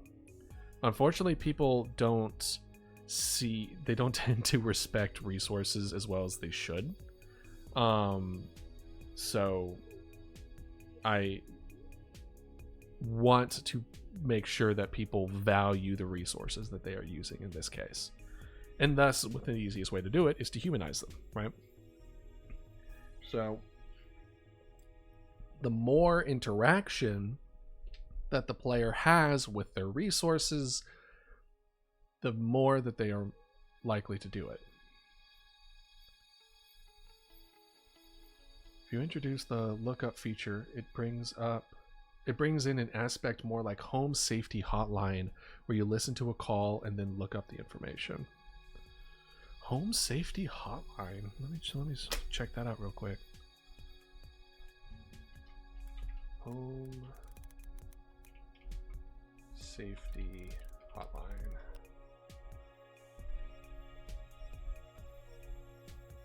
Interesting. Developed by Night Signal Entertainment. And the game player works for the titular home safety hotline, providing callers with correct information on ordinary and supernatural household hazards. Oh yeah! I remember this. I saw... Who did I watch play this? Was it IGP? Bit Ryan? It might have been Bit Ryan. Anyway, yes. The only big difference, but checking in with the officers is neat, even if you are able to look at the police report after the fact. True. Well, if there is one. Depending, they might have died. If you mishandled it. This is a good point here. Where it's like, and it also introduces a more clean, straightforward way of looking at the information, where it's like, oh, everything is there. But I think the biggest difference between Home Safety Hotline and Last Call here is the fact that Home Safety Hotline, for the most part, you're given as much time as you need. Granted, there are, if I remember correctly, there are moments where you can't refer to the information when you want to, and you have to recall it better. But in Last Call, time does matter. Like, the calls will be coming in regardless if you are ready. So you don't have... We don't want to give so much information to look up where it takes up a lot of time, because then it's going to feel like they don't have enough time to look up what they're supposed to. But then again,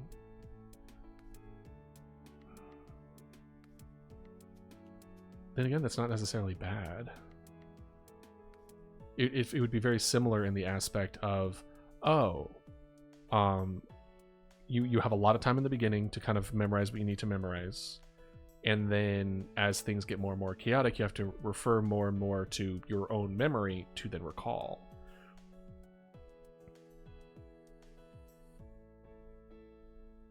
I think there's definitely a lesson here.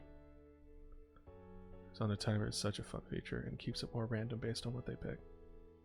Thank you. I certainly hope it will be fun.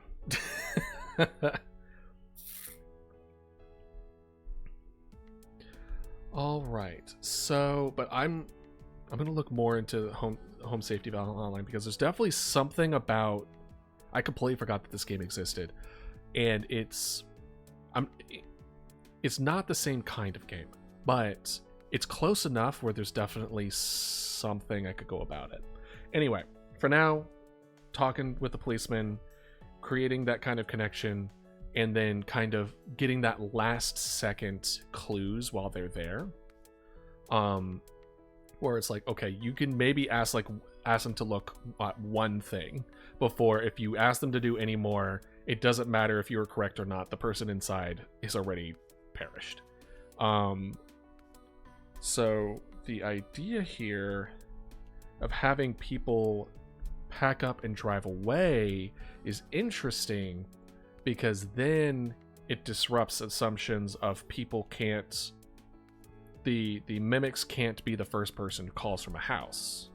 And in reality, then it's like, oh, any number of these houses they could have left, and we don't know if they've left or how many of them have left, so we can never assume that.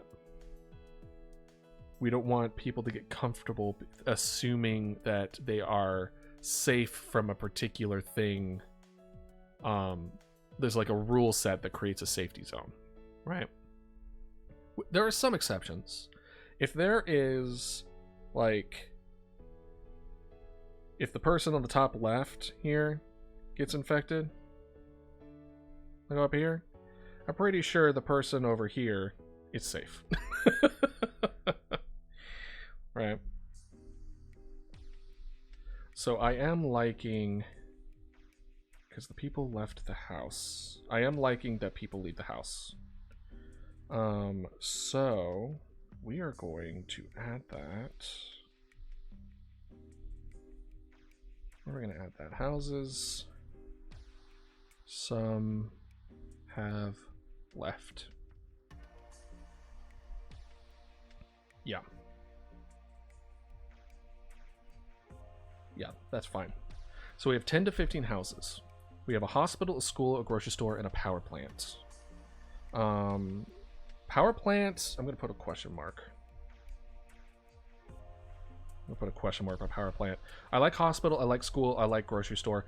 I mean, power plant does make sense as far as it's a small town. It needs power. It's important. But at the same time, like, depending how far they are from other things, they might just get their power from, like, a city, right? This is a small town.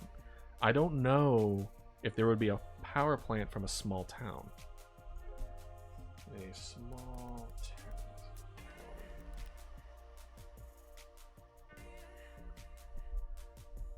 12 ideas for small town businesses. This might actually work. There's a general store. So instead of grocery store, let's do general.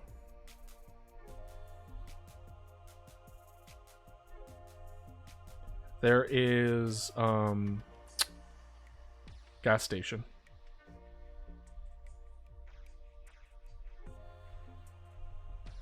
You know, when you grow up, the power plant was right next to us, but my town had a population of 750. Okay. Okay. So just because it's small doesn't mean there wouldn't be a power plant. Do you happen to know, did you have a, like, water treatment facility? Because that was another one that was cut out. I saw on the list that I was like, maybe there would be a wastewater treatment, but that also seems like they would kind of move that out versus having that close by. General store, gas station. There's a nuclear power plant stations, technically yes, but that was because that shit was radioactive. Well, when I mean waste treatment, I mean not necessarily nuclear. I mean like wastewater, like toilets. So I guess I would guess in a small town it would be mostly what do you call it? Where you don't have, it's not like you have a sewer system. You have like your own thing. Yeah. Oh well. Okay.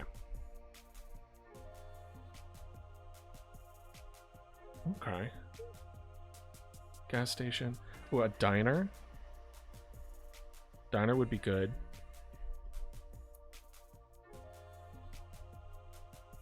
Oh, of course, liquor store. There's no way there would not be a liquor store inside of a small town. No way. This is a good list. Barbershop. Like a hair salon kind of deal. Haircut. Drugstore. Mm-hmm. People need their meds.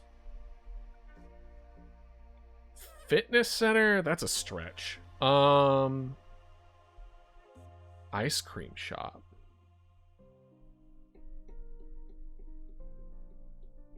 I don't know about the ice cream shop. A part of me kind of wants to play with that, as far as the idea of like, because right now, as far as the kids only in my brain would be, school would be heavily kids, but I feel like there should be a second one where you have a location that is fairly child centric, besides just like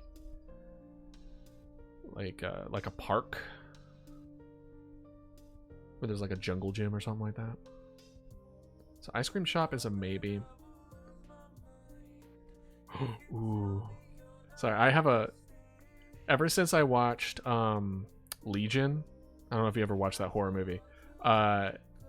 Is it a horror movie? I mean, yeah, it's like an action horror. Anyway, the ice cream man that joins the Legion, and then he becomes like super long and stretched and starts screaming. Like, ever since then, like, I've associated with ice cream trucks as kind of like a creepy like lens. So the idea of an ice cream truck, yeah, like an ice cream truck, I kind of like the idea of an ice cream truck where they're just like, park with an ice cream truck has potential. Yeah, let's add that. Park with ice cream truck. And then like the policeman or the emergency vehicle services can just be like, hey, there's just an ice cream truck here and it's 3 o'clock in the morning. Like, and then you're just like, I'm gonna send backup real quick. Fitness center. Wait, what? Didn't we just do fitness center? No, I guess I missed it.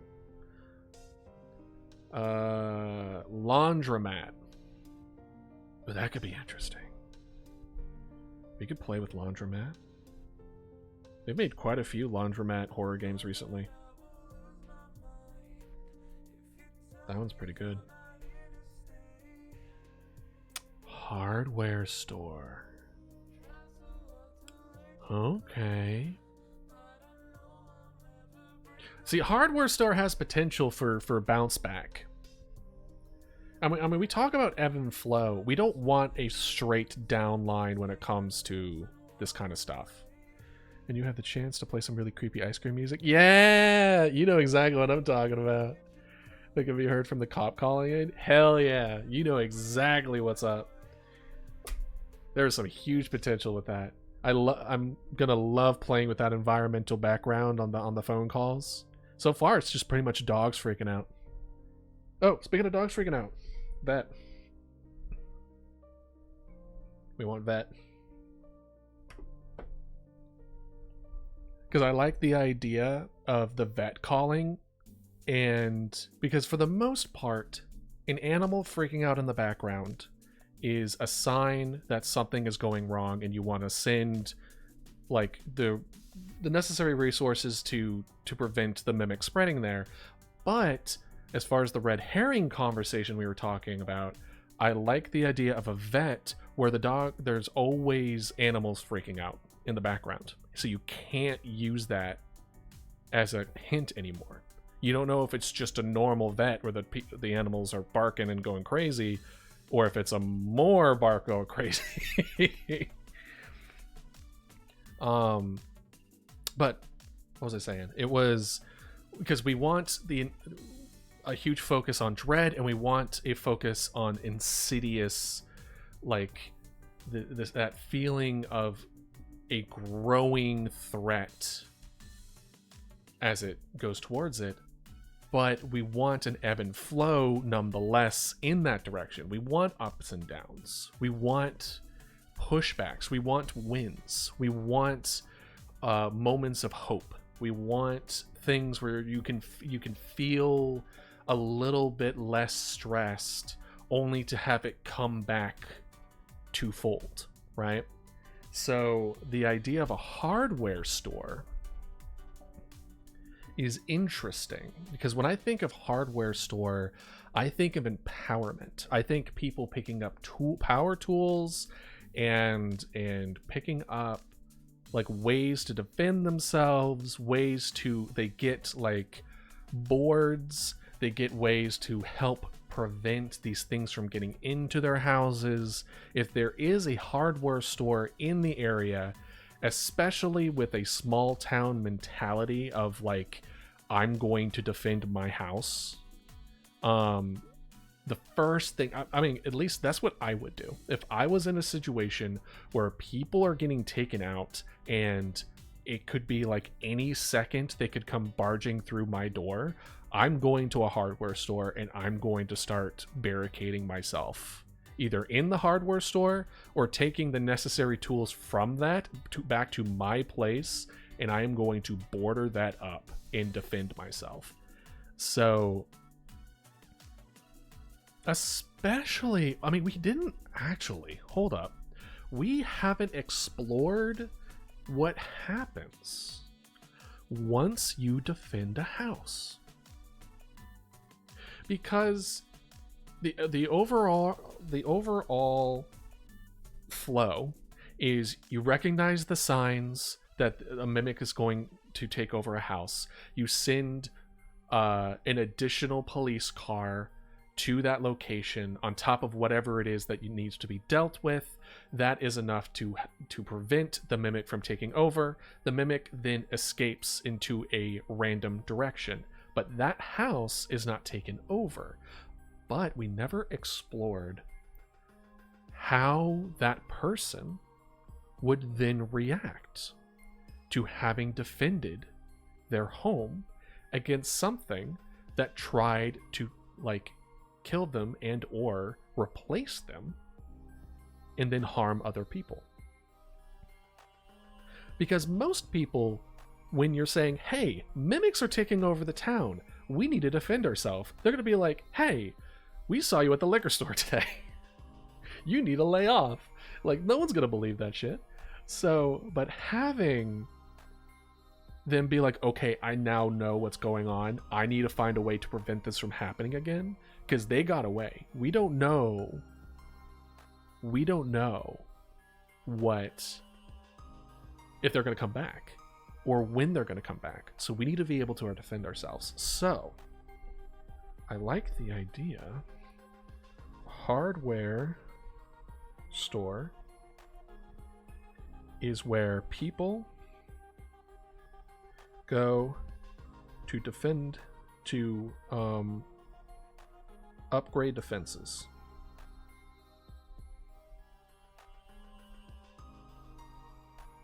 Yeah. So then the people that you rescued from getting their house taken over, there's now an additional layer of defense at that location, and it's harder to take over now. What that looks like, I honestly have no idea. What would that look like as far as like, do you get more time? Do you have to have multiple mimics attack them at the same time in order to get through? I'm not 100% sure, but I like the idea that in succeeding in defending, those people then want to defend themselves, and then you want to prioritize making sure the hardware store doesn't get taken over, because if that gets taken over, it prevents people from becoming it prevents the people from increasing their defenses. So that becomes high priority. And it could be like a consistent upkeep thing where it's like they get attacked, but because they went to the hardware store, they were able to defend against it, but then they need to go back to the hardware store to get more supplies, so that eventually when the hardware store gets taken over, because eventually it will, then it's like, yeah, they get saved, but now they can't get more resources and they're back to square one. I honestly like that. I like that push and pull. I certainly don't want to make it immune. We don't want immunity. Immunity is not a thing we're doing. Let's see. We went two different ways in thinking, but what if... That's so long. Yeah, that's what I'm reading. Hold on. Ooh. You know what? Maybe. Oh. Perhaps. Let's see. 1 second.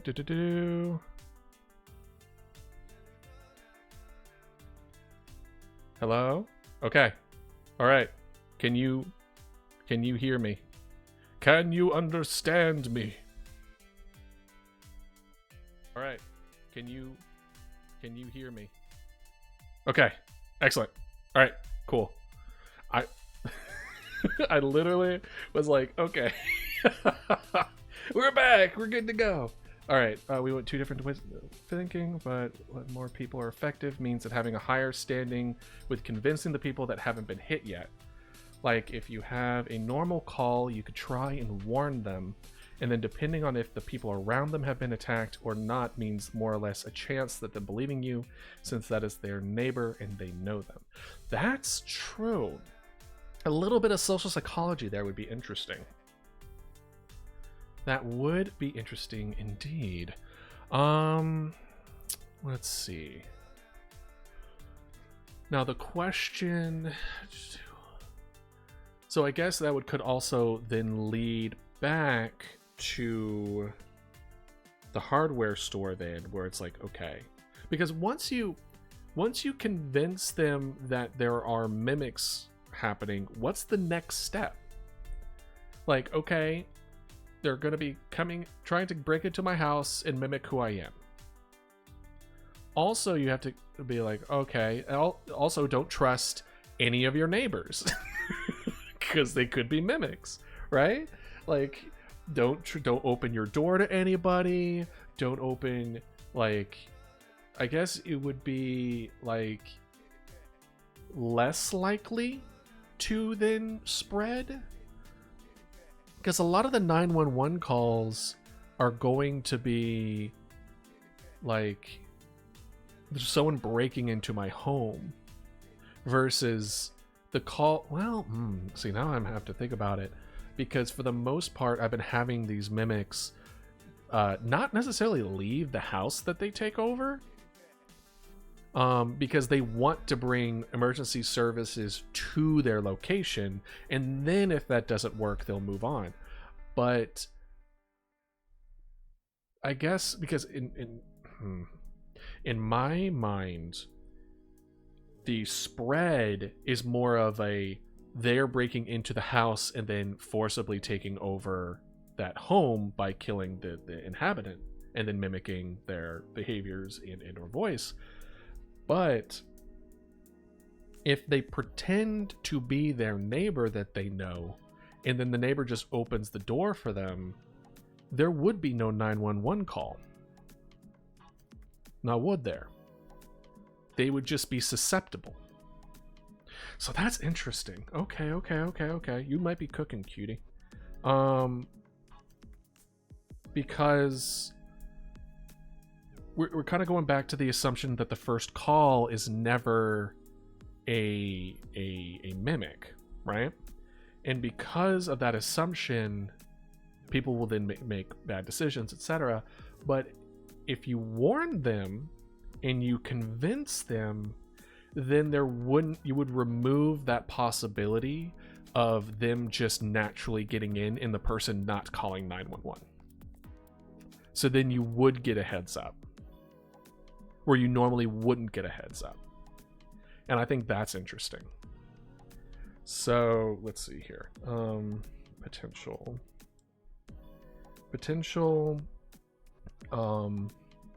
Try to convince inhabitants, people of mimics, and then if successful, then will not let any mimics in. Why does it just... Don't thicken on me. Okay. Alright. That's interesting. Okay, so we have hardware store. We have way too many important landmarks. We're gonna have to lean back a bit.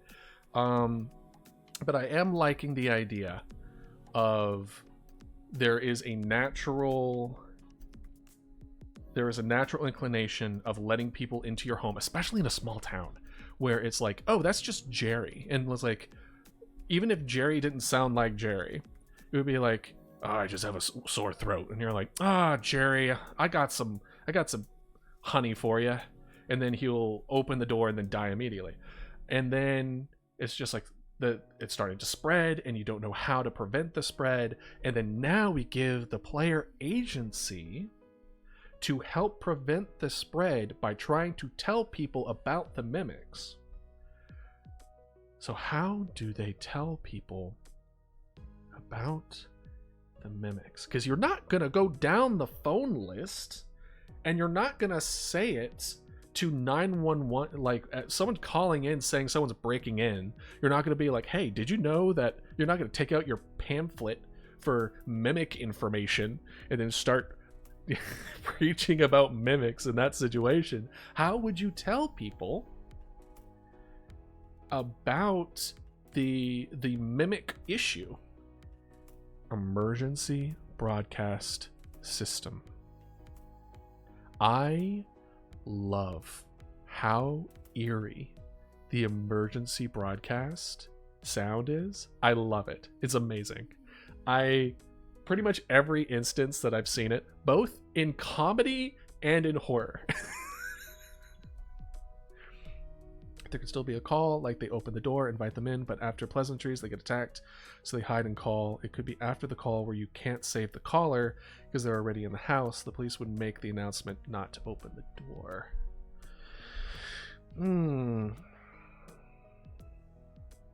Got you. They call, they open the door, invite them in. For the most part, at least the original plan for these mimics, the mimics have been designed not necessarily to look like who they are supposed to mimic. They are designed to sound like who they are trying to mimic. So as soon as they open the door, they would know immediately. Unless we decide to do it. Good. So what if we could put out a broadcast system? And then, what if the broadcast system... I wonder how long it takes to set up a broadcast system. Because there's another thing, it's like, in that case, we should probably have an important landmark be the... what do you call it? Television... the place that would be like the cable company, right?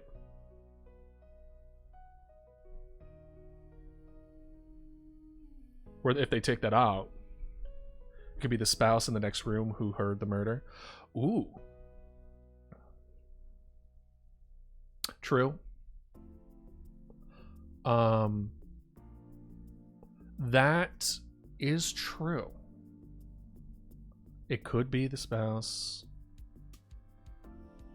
that heard the murder. But do we want every instance of passive or like people letting people in be a someone else is now called 911 in the house? Well, maybe. But that certainly wouldn't take a whole lot of convincing, would it? Hey, hello, wife of the person who just got killed by their friend that wasn't their friend. Did you know mimics existed? And it's like, yeah, I think I gathered. But you're right in that it could be they call 911 from that situation, and that we would still be notified, and we would be able to save the wife in that case, or maybe there's like a kid that's like hiding upstairs under the bed, and then they're just like, oh yeah, it's like Uncle so-and-so seems really angry, and then like Uncle so-and-so wasn't Uncle so-and-so. Yeah. And then the cable company, if that gets taken out, you no longer can have the emergency broadcast system to warn people, to let people in. And I think it would be good to play this a bit as far as different kinds of people, because I kind of wanted to do that with the policeman anyway, where there are just people out there that you try to convince not to go in. They're going to go in anyway. Or they're gonna put on the TV saying, hey, don't let people in. There are people pretending to be people you care about, and then they will hurt you. And then they're just like, nah, propaganda. So I want to keep that in mind, where it's like some people just won't do what you ask them to. In their mind, Jerry just killed their spouse. They didn't see it, so they don't know it's not Jerry, but they definitely saw the blood. Oh. Got you. So it's like there's something happened. There was a fight. Okay. That's true. Okay. You have a point. You have a point there. Where it's kind of like, because for the most part, we're not killing off these mimics, right? They're getting away. Yeah. So, like, this is going to be one of those things where there is not going to be ever a perfect answer to these. The broadcast system is effective, but not 100% effective. The warning people not to open the door isn't always going to be effective. Telling the policeman to wait and wait for backup as you send more people, sometimes they don't listen, and then things go awry. Like, I feel like working like 90% of the time makes sense. But also, since we already decided that a lot of these people are going to be static, so each person is going to be in each location, I think we're just going to give those people certain qualities that would be really interesting to have. So in the case of long-winded old woman, she's going to be long-winded. She's going to take a lot of time before she gets to the point of whether or not you need to send an emergency vehicle or not. But then you would have someone who is stubborn, who it's like, you can send out an emergency broadcast, but they may still let someone in. And then you'll be able to, after maybe a couple gameplays or, watching other people do it, you'll know that some people have like kids and spouses and things of that nature, in which will kind of give you more of a heads up compared to other people who live alone, and you don't have that ability to be like, oh, they could have been taken over and no one else would have called 911 because they live alone. So I like that kind of additional layer of strategy of like, oh, I now know who lives there. But I guess the question would then be like, would we want to give that information from the get-go of who lives there? Because you are a person who like grew up there, so you would know as the character in the game, but you wouldn't know as the player who plays the game. So we might need a little bit of something, which may go to the whole home safety hotline thing, where maybe there's just a little tiny snip of the address, and then it will be like who lives there. Just a real quick one. We might be able to do something like that. That would be kind of fun. We'll see. We will see. But I'm liking where this is going. Cable company for emergency broadcasts. And then apparently this list also has a floral shop. How often are floral shops? I don't think I'm gonna add a floral shop. I think that could be something that could be like a person's job, but I don't think that's going to be a landmark that's like, careful of the flower shop. However, the idea of a flower shop covered in blood does appeal to me in a horror sense. In a, like, that very antagonistic, similar to the ice cream truck kind of thing, right? Where it's a place of joy and beauty and things of that has now been tainted in a horrible kind of light, which kind of gives that extra oomph to it that I do like, but not by itself. We might be able to play with it, but not really. And then there's like a real estate.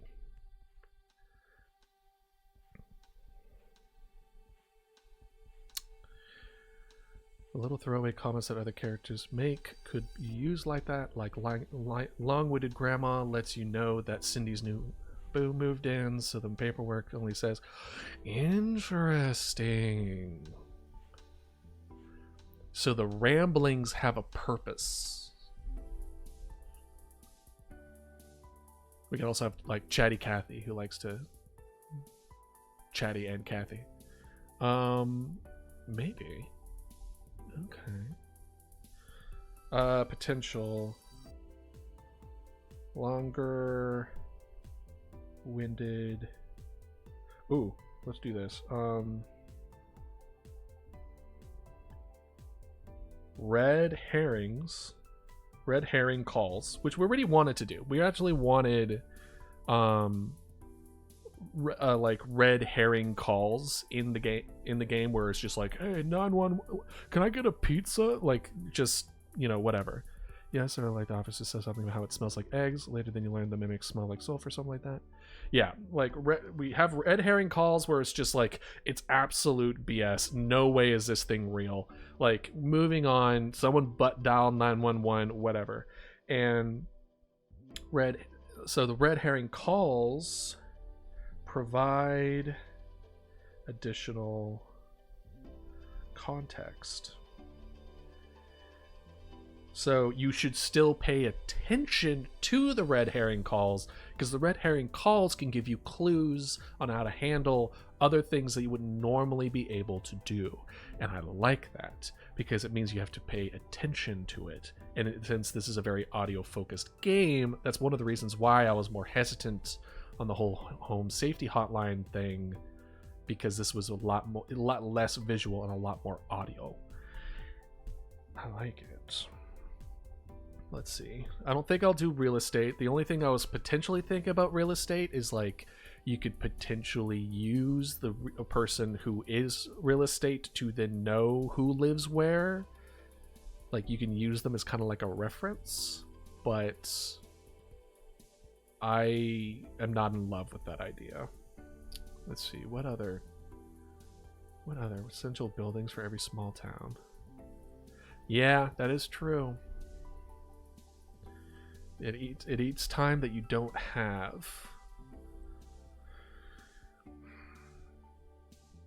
And on the setting, a church. Yeah, you gotta have a church in a small town. You gotta have a church. We provide you with a labeled, updated map of the town, though. should we implement should we implement a Minecraft flag system in this game where you could just right click on a house and it's just like just like no, taken. So you can properly track it. You know what I mean? Because I feel like there should be a way for you to track it. Like, trying to track it mentally, it's going to be exhausting. People are going to mess up.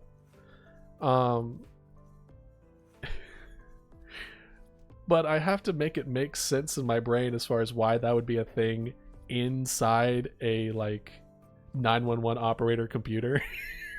Where it's just, like, flagged. Maybe flag meant, like... Ooh, maybe? What if we... Hold up. What if we allowed people to flag a house, and by flagging a house, you can add a comment. So the player can add a comment to a house. That's the info screen you do, so you can mark off the spread. So then, because when I think about a 911 operator and they're like, they need to add a special kind of information that wouldn't normally be available, that would make sense to me. Where you would just kind of like click that location. It would be immediately available once you click on the house, and then you would know. No, that actually would be a good replacement for the home safety hotline thing. You click on the house and the house gives just a little bit of information, just a tiny little bit, where it's like a family of 3, or a retired woman, or cranky old man may call to complain, like something where it's just a little bit of information, so you kind of know who you're dealing with, that the collective of the 911 operator use that to know how to handle the people in that town, especially in a small town. I feel like that's important. Yeah, let's flag houses and give player the ability to make notes. Yeah. Let's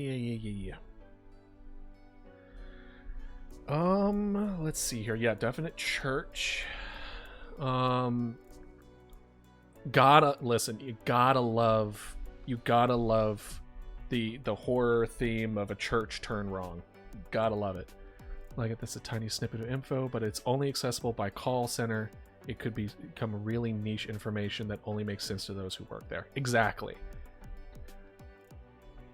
Where it's kind of like, it's everyone knows, but you, the player, can kind of interpret that information in a way, but like maybe even to the point where it's coded to a degree, where it's like 3P, and they're just like, what does 3P mean? And then you realize, like, oh, 3 people, right?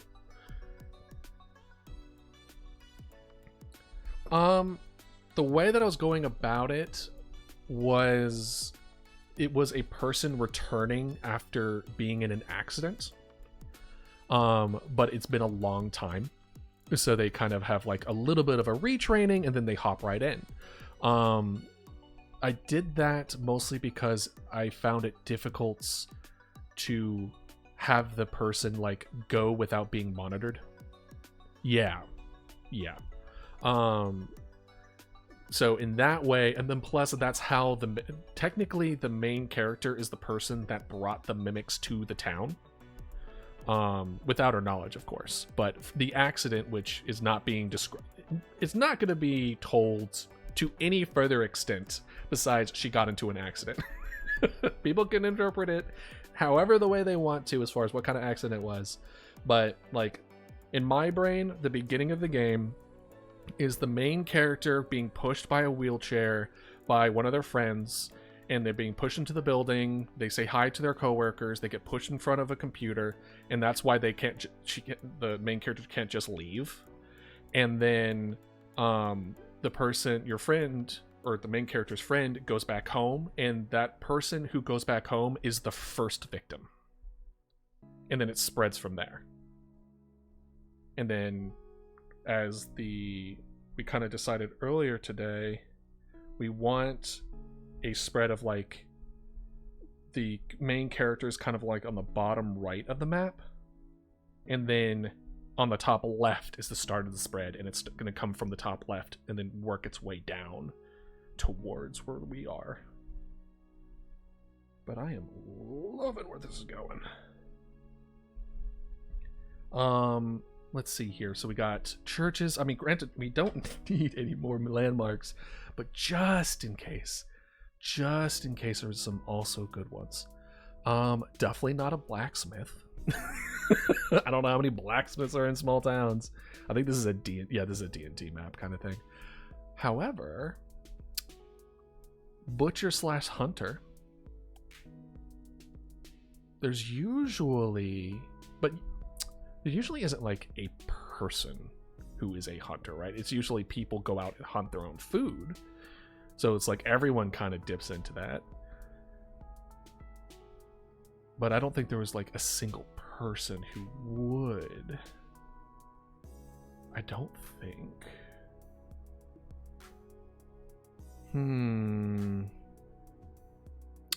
What if in the utilities, because utilities is less they take over and more of they fuck with, you know what I mean? So that's why it's like power. Phone lines is kind of a question mark, because I don't know if I want them to do phone lines, and I don't think they want to mess with phone lines because they want to bring people to them, right? But what if they mess with the well? What if they sabotage it to the point where it's like, oh, someone's messed with this, I need to go outside and check, and then it's a trap, right? I kind of like that. Let's see here. There's cemetery.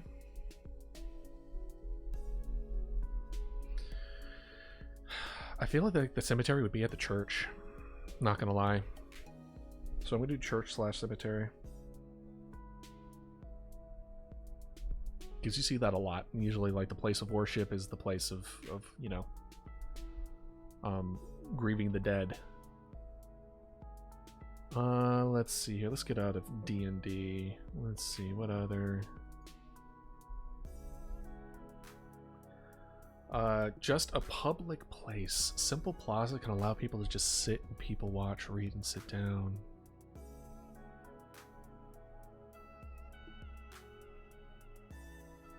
So a small town should have kind of like a community center. Yeah.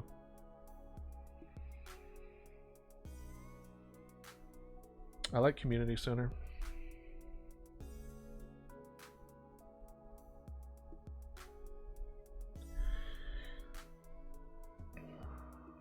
I like the community center a lot because it has a very similar vibe to like the hospital, where it's like it's just a hub of people who are just, you know, trying that if that gets taken over, things are going to go real crazy real quick. Is a community center and playground tend to be close? Like, would it be close to like a park? Or could a park and a community center be kind of like one of the same in a way? I'm not too familiar with community centers. Let's look really. Small town community center.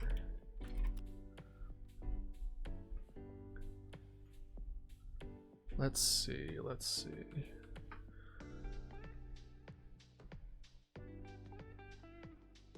So I guess it kind of looks like the community center is like it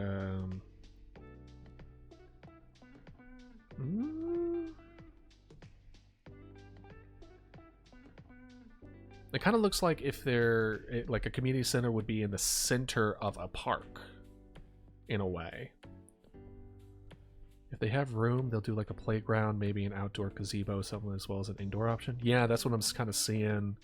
Where it kind of looks like it's like a kind of like in a park area, and then like they have just kind of like a good. So the community center should be in the middle. Definitely, right? Let's make a new. That one layer is like this layer is just chaos, so we're gonna make a new one.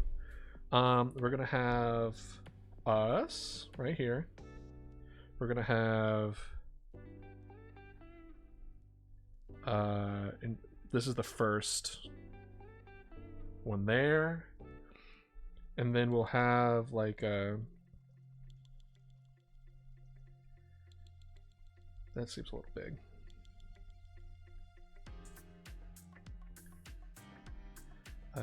Community center, and then it could be like a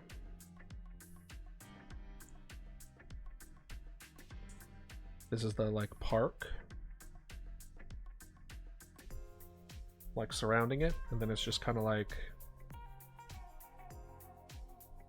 almost like a roundabout in a way.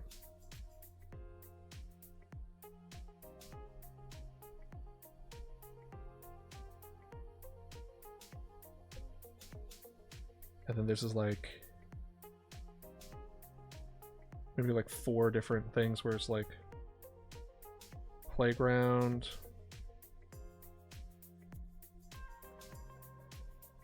the playground is there. Yeah, it's like the community center, like this is the park. So it's like the community center is in the center of the town, and then like there's stuff up here and then like all around, but it kind of like flows through, and then you can kind of go around the community center there, maybe. It's kind of what I'm thinking. Unless community center map, what have other people done? It's kind of like a location of a community center. Would it not be in the center? Would it be more kind of like on the edge? Because you would think you would want the community center at least somewhat near the middle. Where I'm having the community center, like the rest of this is just kind of like the park. Here. And then there's just like roads that kind of branch off, kind of like this.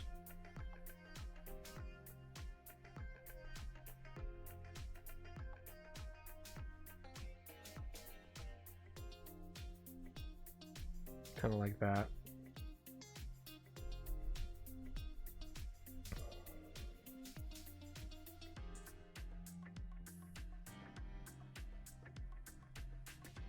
But I was already talking about how I didn't like uniform roads.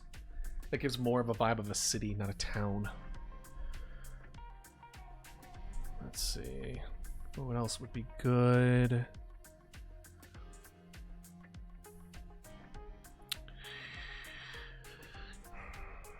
Should there be a train?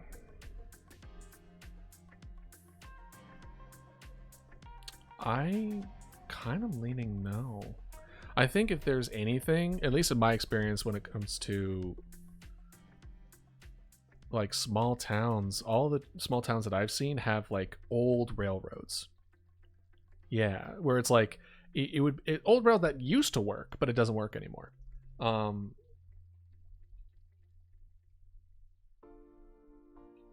Yeah.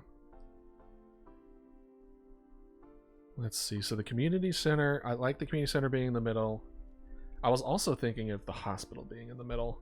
But as long as there's like something in the middle that's like, you really don't want this to go, is a good kind of place to do it. Pedestrian only Main Street, a permanent but seasonal farmers market. A farmers market.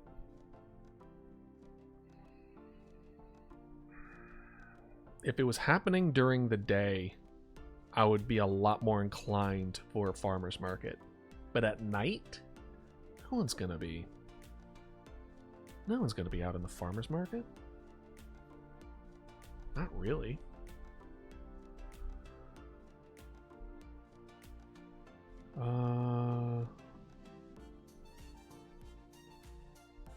Now this one's interesting because I purposely didn't want a whole lot of water cut through, like bridges, rivers, etc.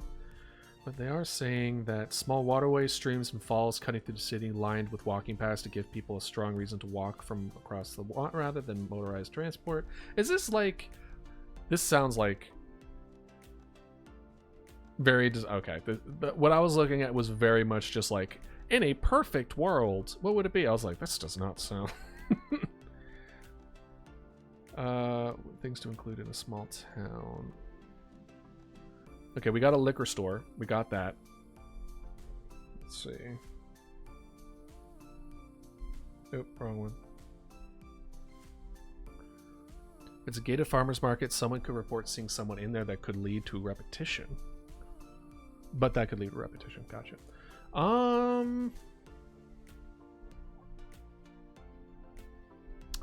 don't love it.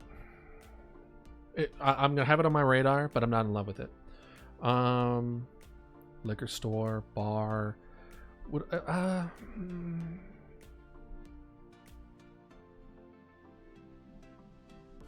bar. I feel like there's some kind of Venn diagram between bar and diner and liquor store.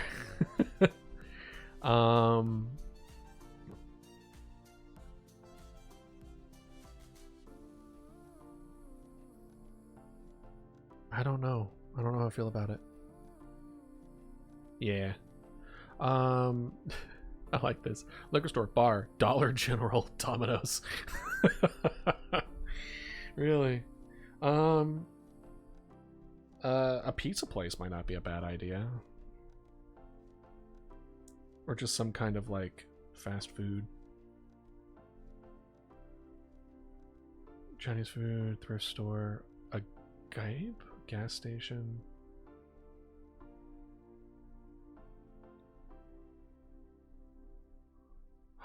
Oh. That's something I didn't consider yet. What about abandoned buildings? Right? This is a small town. There's probably gonna be some abandoned stuff. So what if there's an abandoned factory? One that shut down and people could like think that's where it's coming from? A little additional red herring there, where it's like, of course it came from the abandoned factory, when in reality it didn't. That's interesting. Let's see. Abandoned building.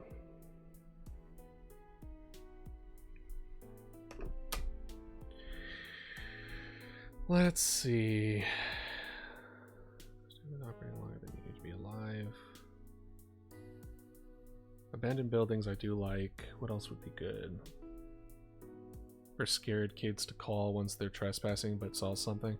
Yeah, I definitely want situations where like kids are calling as well as like teenagers. Like I don't want it just to be like little kids scared in their rooms and then adults and then like old adults. I want teenager situations where like actually thinking about it now, how bad does something have to be before a teenager calls the cops? You know what I mean? It has to be really bad. It has to be really, really bad before a teenager calls the cops. So, like, I want them to call, but I can't think of, like, good enough reasons. However, like, the graveyard was also one. I could see them kind of hanging around that. Especially teenagers in a small town are just so bored. So, like, they were going to be doing stuff they shouldn't be doing. Few moods. I didn't see that. I'm not going to find it. Yep. Very much. It's just, like, not my problem. or like I'm gonna make it my problem. Very true. No, yeah, the abandoned factory does give a good opportunity for the teens to have a thing, because if the only thing I could think is Mimic already got one of the kids, got one of the teens, and then now they're calling the cops. They're just like, look, like there's something in here. There's like something here at the abandoned factory that it's like my friend so and so got taken by him. I don't know what it is. I didn't see it. Like they're starting to freak out, because of course they would. Of course they would freak out. Like you could really have like a good interaction there. I like that. Let's see here. Now we're gonna put teens in parentheses. I'm running out of room. I need to make another one that's just a big list. This is why I like Excel. All right, so abandoned buildings. I like it. I like that a lot. Train station. No. Daily newspaper.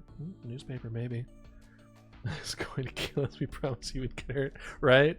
Or it's one of those, the classic tale of like, why don't you bring your little brother along? He's been wanting to go out. And it's like, Mom, I don't want to bring my little brother. This is for big kids. And then you have like this little guy like over there, and then suddenly the little brother gets taken, and you're just like, no. My mom's gonna kill me. Yeah. Oh man, classic. See, this is the kind of emergent storytelling exactly what I'm talking about, where it's just like you give just enough information, just enough, where it's just like the people playing can just like plug it in for what they've experienced before when it comes to movies and other kind of entertainment, and be like, that teenager fucked up. they should not have been in there. What the hell were you doing? Oh man. And then you can divert them to the community center. And that's the thing too, where it's like a lot of these people, oh, that could be interesting. Maybe it would be a good, like one of those things as far as like interacting with talking with the people is like, do you recommend that they stay in their home? Do you recommend sending them to the community center? Like giving the player the agency to guide people that once they're safe, where do they go? Could be an interesting way of going about it. It would make things quite more complicated. We could just make it so that they just decide where they want to go. Maybe the kids go to the community center because they know if they go home, or at least the one who lost his brother is like, if I go home, my mom's gonna kill me, so I might as well go to the community center. There's no way. Let's see. Daily local newspaper. I mean, that's true. That's true. 2 elementary schools, middle high school. I would say in a small town, the middle and high school would be the same. Well, do we want 2 schools? Like, kind of like an elementary and then a middle high? Do you make a stronghold, or you just tell them to bunker down? Yeah.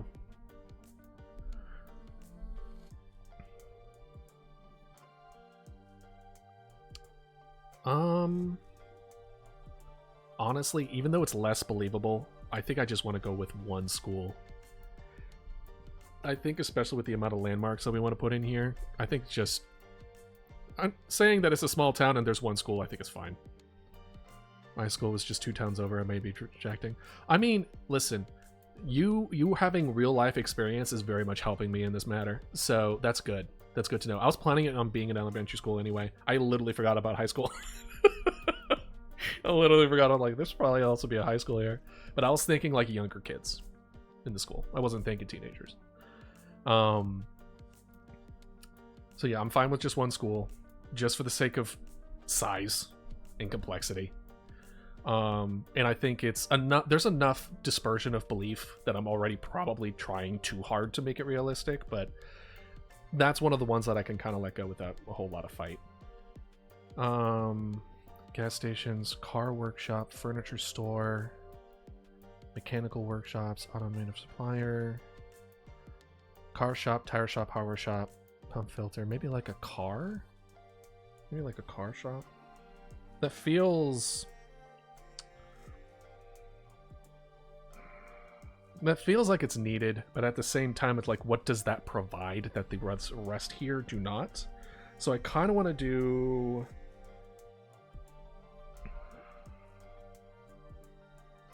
I kind of want to hybridize. Yeah. I was just about to say that, cutie. Gas station / car shop. Would be absolutely perfect. That also means that if that gets taken out, if the car shop / we could have it so like, because each location should have like a positive for the community and a negative for a community, right? The positive being what it supplies while it's up and going, and then a negative if it's taken away. Honestly, I see the car shop gas station, if that gets removed, people don't get to leave. Is how I see it. Like, people just don't have the gas, or their cars are like, they get damaged by the mimics, or something along the lines of like, the people who would normally just kind of escape would not. Yeah. Whereas if it's up, then maybe it could be, remember we were talking about giving people options. Maybe one of the options could be, can you leave? Like, get the hell out of Dodge. But you could only have that option is if you have the gas station or car shop available, in which it's just like, oh my god, so they did something to my car, or something along the lines of that. And then it's just like, oh, you can get it fixed at the gas station, car shop, or if that's not available, then that is not an option that you can give to people.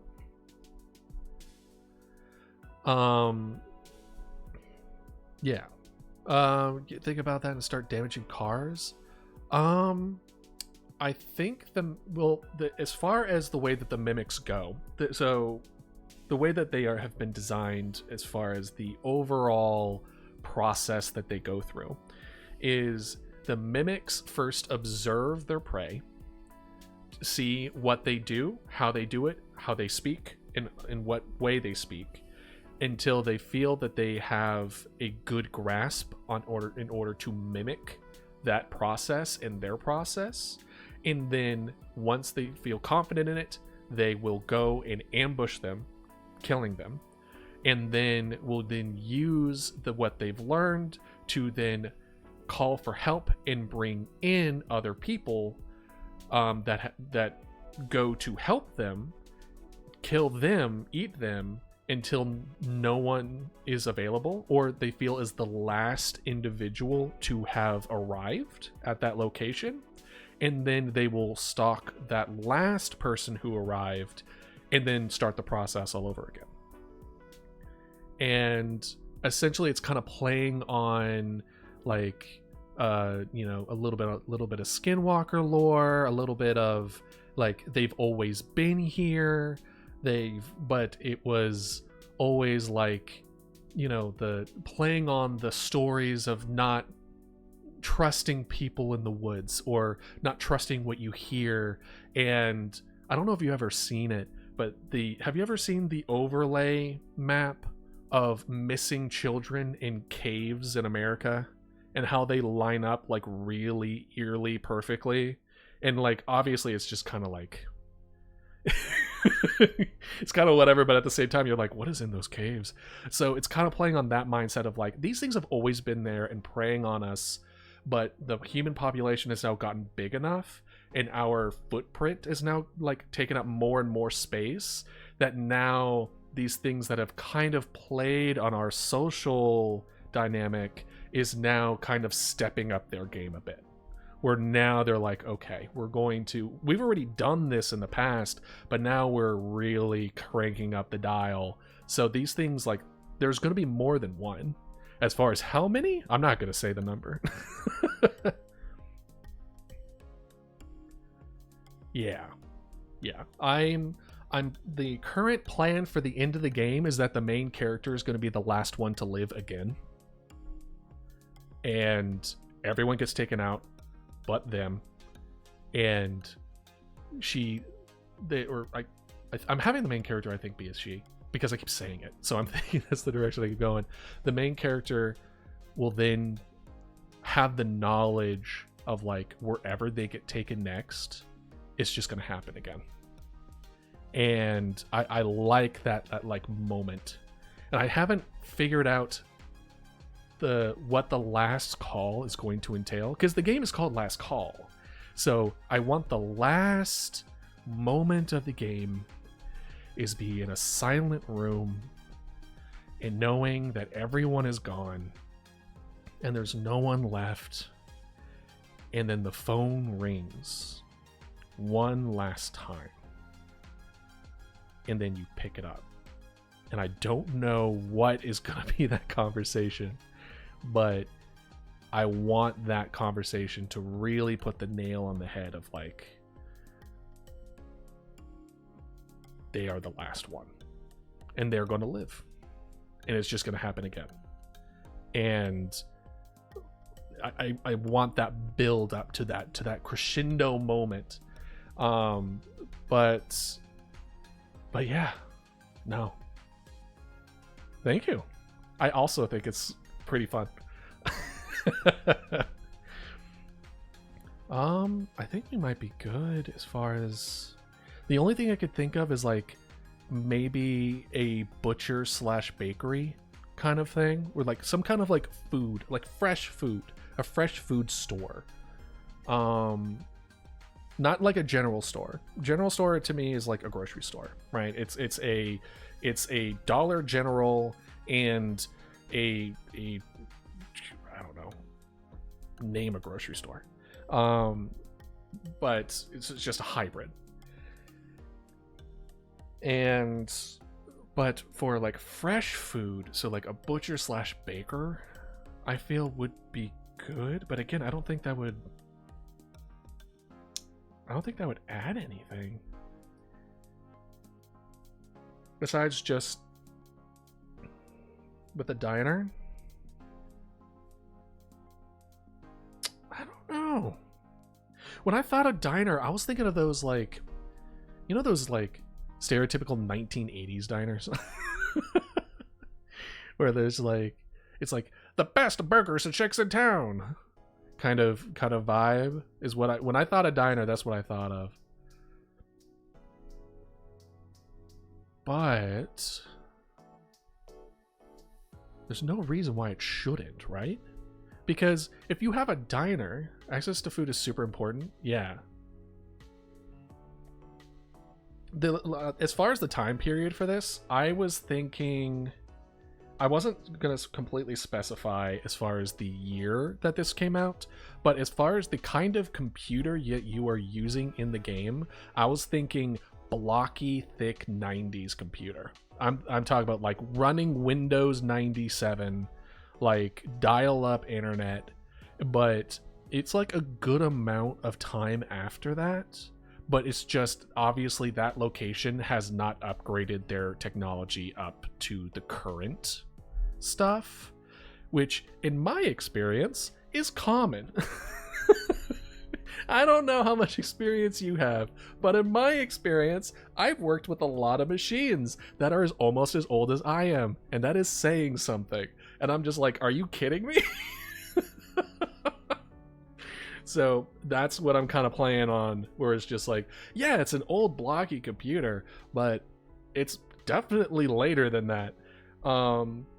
So just very much like small town, like they're using stuff that is like older, but it's just because they haven't kept up with the times. Less of it's new and it's a 1980s diner. It's like, no, it was a 1980s diner and we're still using it as a diner. Use barcodes. Oh no. Oh no. That's unfortunate. Oh man. But I like the idea. I'm gonna put a slash. I'm gonna put it on there. Fresh food. I'm gonna put a question mark. Because having a diner have access to fresh food would be such a get. It would be so good. The only other thing that is like maybe general store than fresh food, maybe. Or actually, I might do that. I kind of like that a lot.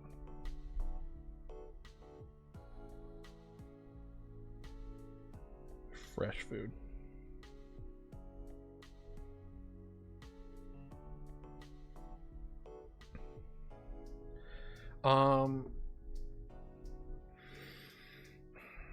As far as what fresh food, what the general store fresh food would do, I'm not 100% sure. And I'll say this, not every single landmark in every single house should have a positive negative. That's going to be so complicated so fast, right? Instead, it could just be that the general store is big enough that if that gets taken over, they have access to so many different houses. Because in my brain, when you're building a residential area, you would want to build the residential area in like close by things that you would go to often, aka a general store. So when we talked about the uneven distribution of housing, I would think that there would be a great amount of like closely distributed houses near something like a grocery store or a general store as compared to like a hospital, right? Hospitals, you usually have an ambulance to get you to the hospital, right?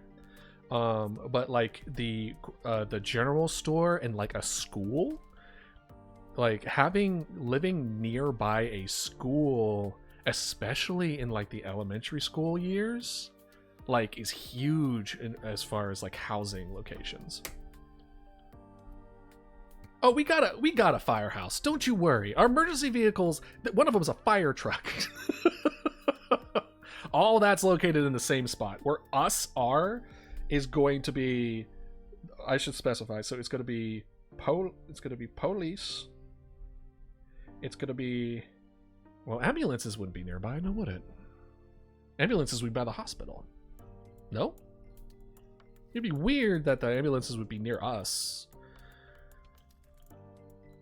Right? I'll have to rethink that. Police, and then fire truck, and then ambulance. Really? I love how much knowledge that you have. Spell what? Which one? Oh, ambulance. Okay. I thought you meant me, and I was like, bro, can you even read my handwriting? That's crazy. I did not know that. I thought ambulances were at the hospital. Now, damn. The more you know. All right, excellent. But yeah, all of it was around here. We have the ambulances, we have the fire trucks, and we have the police. The police are the ones that you need more of in the case of a mimic problem. That's how you take them out and or at least prevent them from taking over a location. Then the ambulance is what helps like prevent people from dying and get them over to the hospital.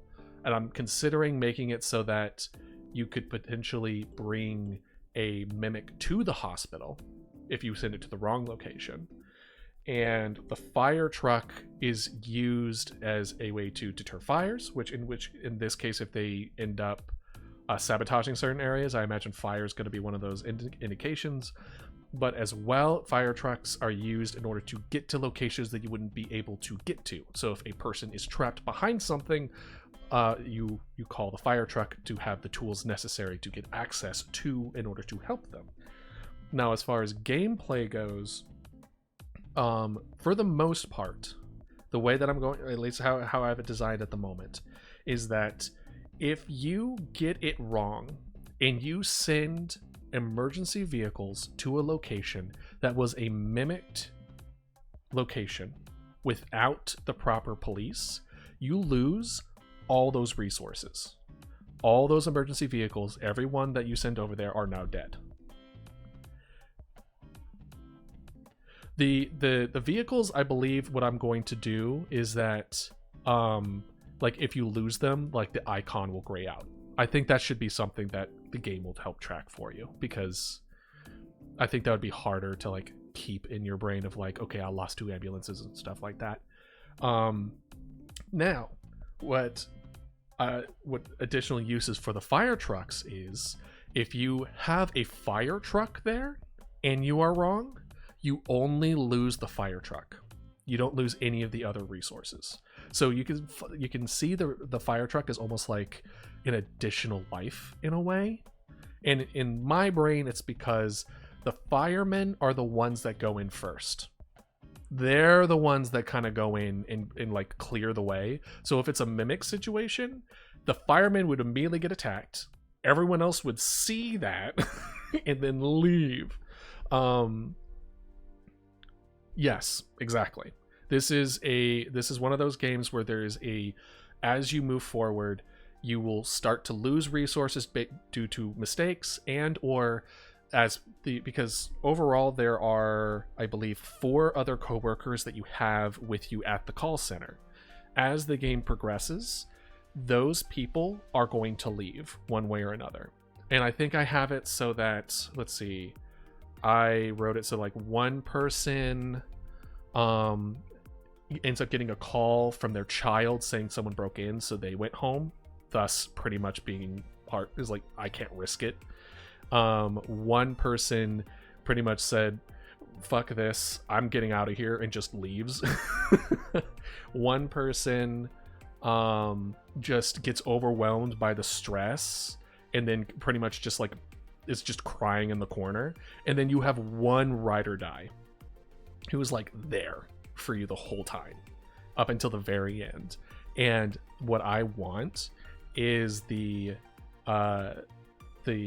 last guy, the ride or die, if you lose your location at any point, he ends up going to the bathroom at some point and gets replaced by a mimic, and you don't know about it until the very end.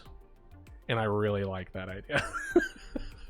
Where it's like you have the one person you could depend on, and it turns out that he was one of them, and you don't know at what point he got replaced, or if he was replaced at all. But yeah, so like, so you have the 4 coworkers, you have the fire, the EMT, and the police force, and as they leave, it will like your workload will increase, so you'll get more calls and then more calls, and then eventually you'll get a point where you can't answer all your calls, or you'll have to make decisions like, oh, I have to either save a school or this house. So you save the school, so you lose the house. And then it's like, oh, I have to save the hospital or the school. There's so many people at the hospital, I have to save the hospital. Like, and then you will just have to make more and more and more of those decisions, and you start to lose it more and more from your coworkers leaving, until finally it's just way too much and you can't keep up with it. Yeah, this is essentially that. This is a game of chess where suddenly your chess pieces just starts getting removed as you're playing it.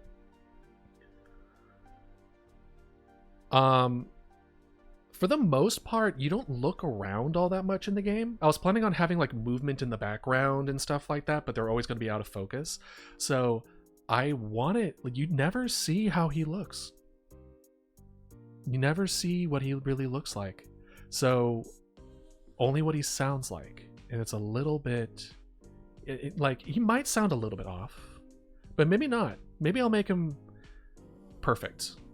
Just to get, like, there was no signs. There was no signs, and you didn't clock any of it, and you weren't supposed to clock any of it.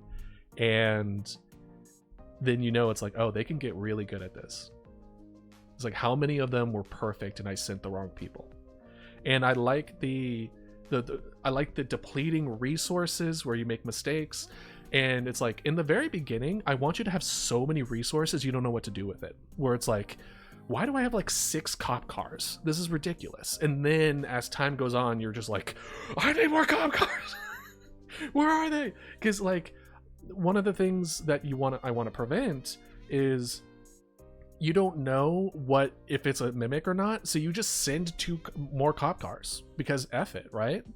You might as well just be safe and just send more.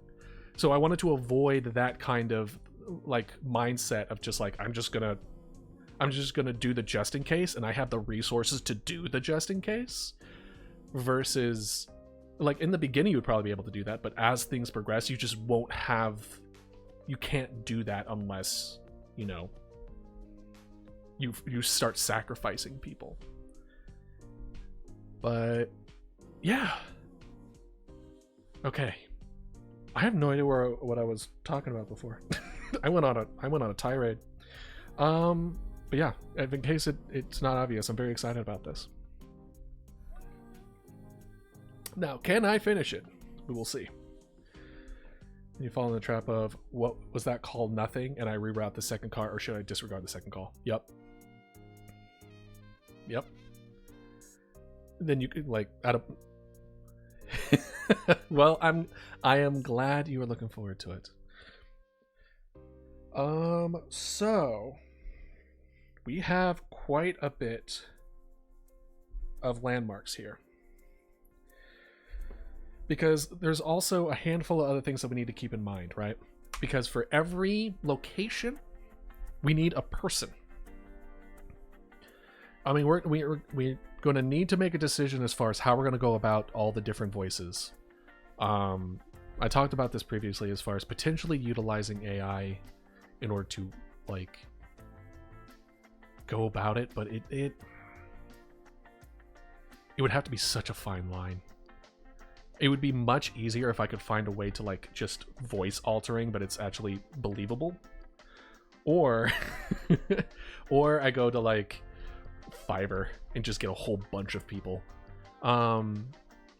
That's also a potential option, and honestly probably the most ethical at the very least. The ones that I definitely want to avoid are the like AI ones where it's just like, it's President Obama, he's calling you from house number 3. Like no. None, anything that makes the AI sound like an actual real person I don't want. I want fake people. I want fake people sounding like fake people. But the more that we add, the more we're going to have to lean on that. Because again, it's a battle of attrition. We don't want repetition. We want immersive narrative, things that grow and it, like out of like create a story based on the randomness of it all. But if we have like phone calls that you got like 3 times in one game, that's gonna rip you out. It's not long gonna be scary. You're gonna realize it's a game. So we can't have too many landmarks, because also it would be like we have to keep in mind what's on the screen. Like, unless we're planning on the ability to zoom in and zoom out, there's only a finite amount of space on this map before it's going to be a problem. But what could we do? Let's pick, should we do rank it? I was gonna say maybe take do like top 5. That I'm not sure. We'll just try to rank it accordingly. Let's pick the favorite. As far as favorite goes, I really liked the idea of the hardware store.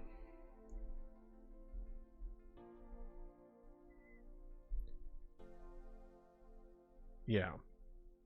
Like hardware store, I like the hardware store because it has I know how I want it to interact with people being able to come to the realization of things. Well, actually, we could probably add other ones too, but just not have it so it's like this does things. Instead, it's just, you really don't want to lose this. But we'll get to it. I really like at least the narrative of the park with the ice cream truck. Like, just that scene in my head of the cops pulling up to it and the ice cream music in the background, and you hear the voice of the policeman start to shake as he's like freaking out is so good. It's so good. But at the same time, I'm like, does it play any role in the foundation of the gameplay? Just, I don't know. We'll put this as like a well, I'll ignore it for now. Call company or cable company. I can read my own handwriting, totally. Church and cemetery, that's up there, but I wouldn't say it's top 3. It's at the community center.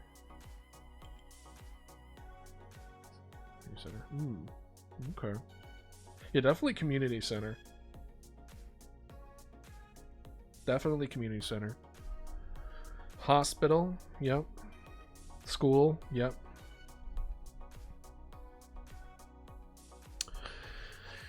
Wait a second, school. This is nighttime.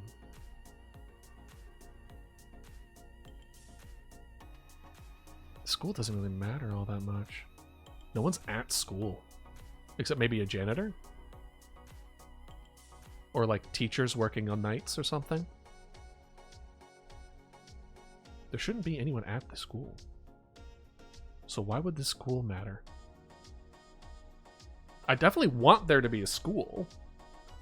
But is it going to be similar to like general store?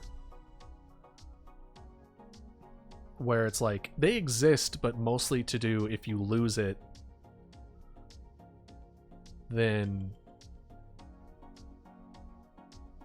Well, then becomes a second question then.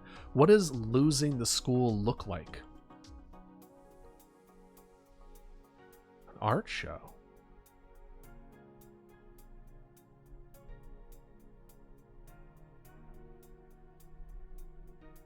Interesting.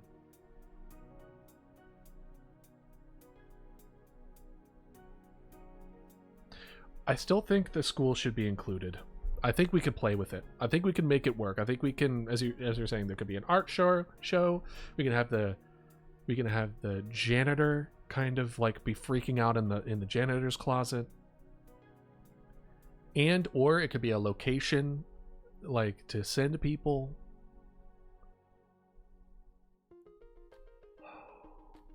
I don't know if we want to mess with people sending people to different places, because that adds another layer of complexity. And is the complexity worth the additional layer of gameplay, or did we not add a whole lot for a lot more complexity? That I don't know. Because then you would also have to keep track of people. Of where you send them, and then the houses that they were in are now empty. So, what does that mean for the mimics? Do the mimics go to the house and then pretend to be the people that you just sent away, and then you're just like, haha, we found you, teehee, and then maybe, I don't know. We're gonna put the sending people to different places as a... Or I'm going to add this to like... On my list of potential ads. Sending people to different locations.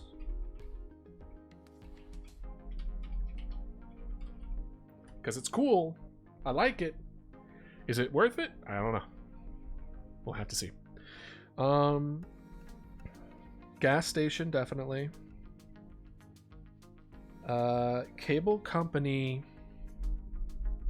I love the emergency broadcast system. I love that. But a part of me thinks that the emergency broadcast system could be just broadcasted from the 911 operation area. Because in my brain, when I think about the screen that people are playing the game on, they have the computer in front of them. They would have the phone to the left. To the right, they have a little dodo squeaky toy that they could just poke and it will squeak, because I think that's funny. And behind them, or behind the computer, is like an out of focus giant screen. And then it's just kind of like, because I looked up a couple of like pictures of like emergency operation facilities, and they had this giant screen of like tracking things. But I didn't want it to be like in focus. I didn't want the player to have to worry about that. But then in the background you would see like heads moving, and you would see other computers, and then you would hear other phones going off, and like unrecognizable like voices and talks and things of that nature. So it wouldn't be far-fetched if they are the ones doing the emergency broadcast system to everyone's televisions. But you would probably still need a cable company / broadcasting facility in order to do so, unless they're one of the same. Do they? Hold on. Maybe I just don't know this well enough. It's a timer, the giant screen, like it slowly changes colors the further the mimic gets. Well, the way that I wanted it to kind of go, like the progress, I want it to be more subtle. It was people leaving. It was the screens not being on.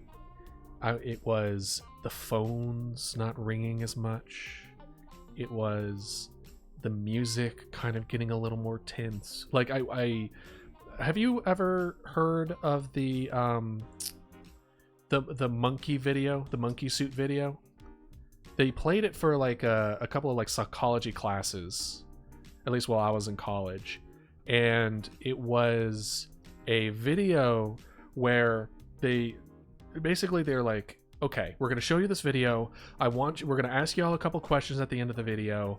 To like just try to pay as close of attention as you can. And they show a video of like these people like throwing a basketball around, and like you don't know what kind of questions they're going to ask, so you're like looking at like the different colors. Yeah, you know what I'm talking about. And then like as you're trying to figure out like who gets passed to what and what shirts people are wearing and hair color and stuff, there's like a guy in a monkey suit that just walks through the whole thing. And then there are like people who don't notice the monkey suit man because they're trying to focus on too many things at once. And it kind of like goes to show that the brain's really good at removing information that's not necessary. So I wanted the progression of things going wrong to be super gradual and super subtle, to really kind of hone in on that feeling of insidiousness that the rest of the game is kind of trying to pull. And like I know this is a horror trope, but I just love it that the forest goes silent trope, where it's like you just get used to the background noise and hum and all that other kind of stuff, and then silence, and you just sit there and you feel your hair like raise, you get the goosebumps, and you're just like, I am not in a good place. So I wanted that, where it's like you get used to all the movement and the calls and the stuff happening in the background, and then like halfway through, or maybe like most of the way through, like because you know things get more and more hectic, you're not going to pay attention to the background, not really. And then suddenly like you get to the end or near the end, and you realize that it's been silent for it's been silent for a long time. And you're like, when was the last time I heard another phone ring? Or has the light always been this dim? Or like moments where it kind of clicks, just like, things have gotten bad, a lot worse than I thought it was. Like, I don't think I'm safe here anymore. Kind of like realization, because this game's gonna pull your attention. Like between the phone calls and the computer screen, it's gonna really make you focus. So I really want to play with that background to kind of extra emphasize, because I think the brain's still gonna know, at least to a degree. So I think what it's going to do, I could be wrong, this is my first time attempting this kind of stuff, but I think what that's going to do is that it's going to make the player feel really unsettled and not know why. because they're not aware that there's been such a change. But their brain's still kind of paying attention to it. Like, it's still kind of absorbing it, just not the conscious part. And I think it's going to kind of give warning bells to the player, but the player is like, yeah, I know, it's the game is so difficult now. I'm trying my best, but that's not what it's warning the player about. It's saying that, hey, the environment has changed. You should probably pay attention to the environment now. And just play with that a bit, because I think if we do it right in the right way, I think it could really emphasize it in a really cool way. So the backlight, I think, would be good. I think when I think about the emergency broadcast system potentially being there, I think it would be good to see that shift on that. Not necessarily, you don't see the whole screen. Like, your computer blocks most of your vision of the whole screen, but you see the light of that back screen change to the emergency broadcast, right? So there's that shift. And maybe you hear the broadcast system. What if it's part of the ambiance now? You're warning other people, but now you have that in your background as it's going off. And that just unnerves you, the player, even more.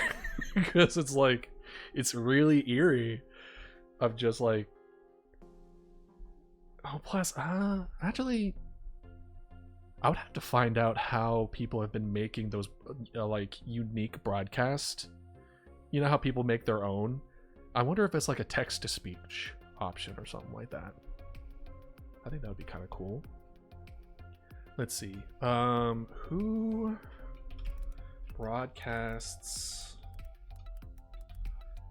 the emergency broadcast system? It is radio and... Okay, so it is radio and television broadcasters, cable systems, satellite radio, and television. FEMA is responsible for it.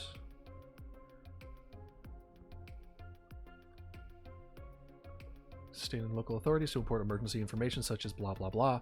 Radio, television broadcasters, cable systems, satellite radio and television providers, and wireline video providers deliver local alerts on a voluntary basis, but they are required to provide the capability for the president to address a public... Oh, okay. I didn't realize it was a requirement. Maintain EAS, a wireless emergency alert, which are two main components of the public warning system, and enable authorities at all levels of the government to send urgent emergency information to the public. Includes establishing technical standards, blah, blah, blah, blah, blah, blah, boring, boring, boring. Okay.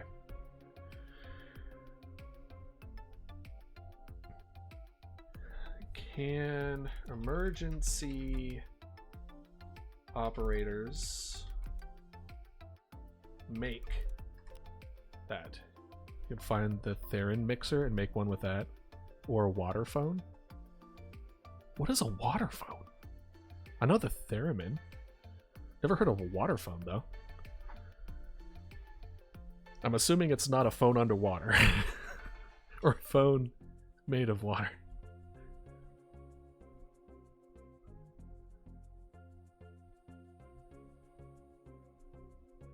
That's the instruments that make the scary noises. Oh. Hold on. Water phone noise.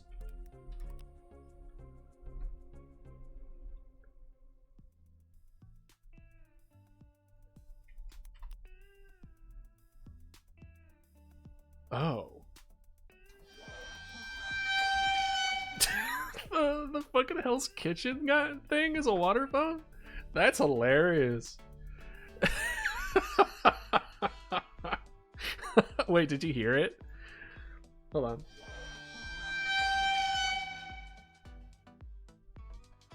How can y'all hear it?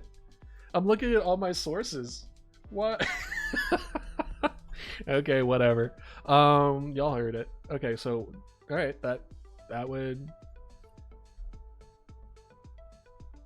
we're definitely going to play around with it as far as good horror sounds and stuff like that. So at least from the lookout, we would need, I do like the emergency broadcast system. So cable company, church and cemetery, abandoned buildings I definitely like. I like the idea with teens. My god, what the hell is that? Power plant, let's not bother with that. I'm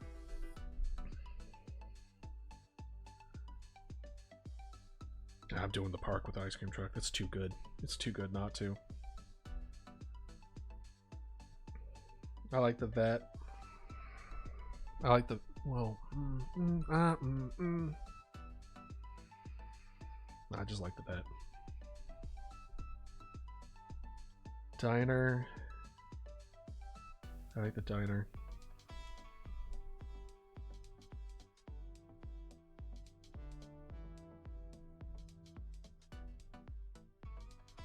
The laundromat is good, but the problem with the laundromat, it's just creepy location, insert here. It doesn't necessarily provide anything.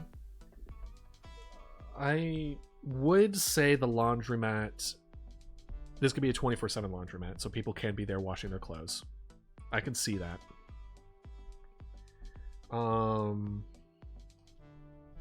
Haircut? No.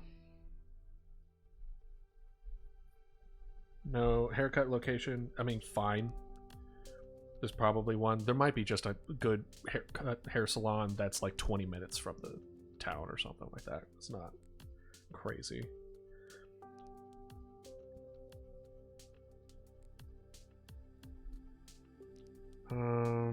No phone lines on the utilities. But you have to be really careful to not be super tropey about it. Yeah. I definitely don't want, I want these people to sound like, feel like real people. Like I really don't want to, like, you know, avoiding teenagers having sex in the middle of the woods and then followed by horror movie trope number 4, right? Like nothing like into that extent. Very much, I mean, granted, I did say rambling grandma, and then like, what was it? It was a man who didn't listen to authority. So I'm already kind of playing into tropes a bit, but I think those people also exist in real life to a significant degree. For real.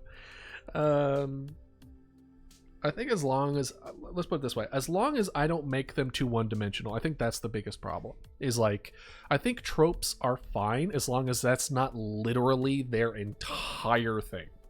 If their entire thing, like, so rambling grandma may ramble and take a while to get to the point, but as you kind of like pointed out as well, it's like we could put in a lot of good valid information from that, whereas like this grandma may ramble, but man, does she got like the best tea of the town, right?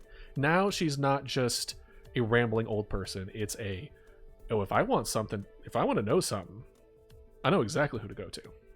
And now they have, I don't want to say people have a purpose, but now this character now has more of a purpose rather than just like to move the story in a particular direction. As long as we move forward with that in mind of like, don't it's not just one. Exactly. And I want the people that you interact with in this game, both for the people in the houses as well as the resources that you're sending out and the coworkers that you are working alongside, all those people I want to feel like real people that have purpose, which is why I think out of all the coworkers that I've kind of like have that kind of one sentence description for, my favorite I think is going to be the one that leaves to try to save their kid, because it's like, I think that's such a real moment of like, I want to help people. I want to be here. I want to get through this with everyone, but I can't just not, like, my child called me. It's like I can't risk it.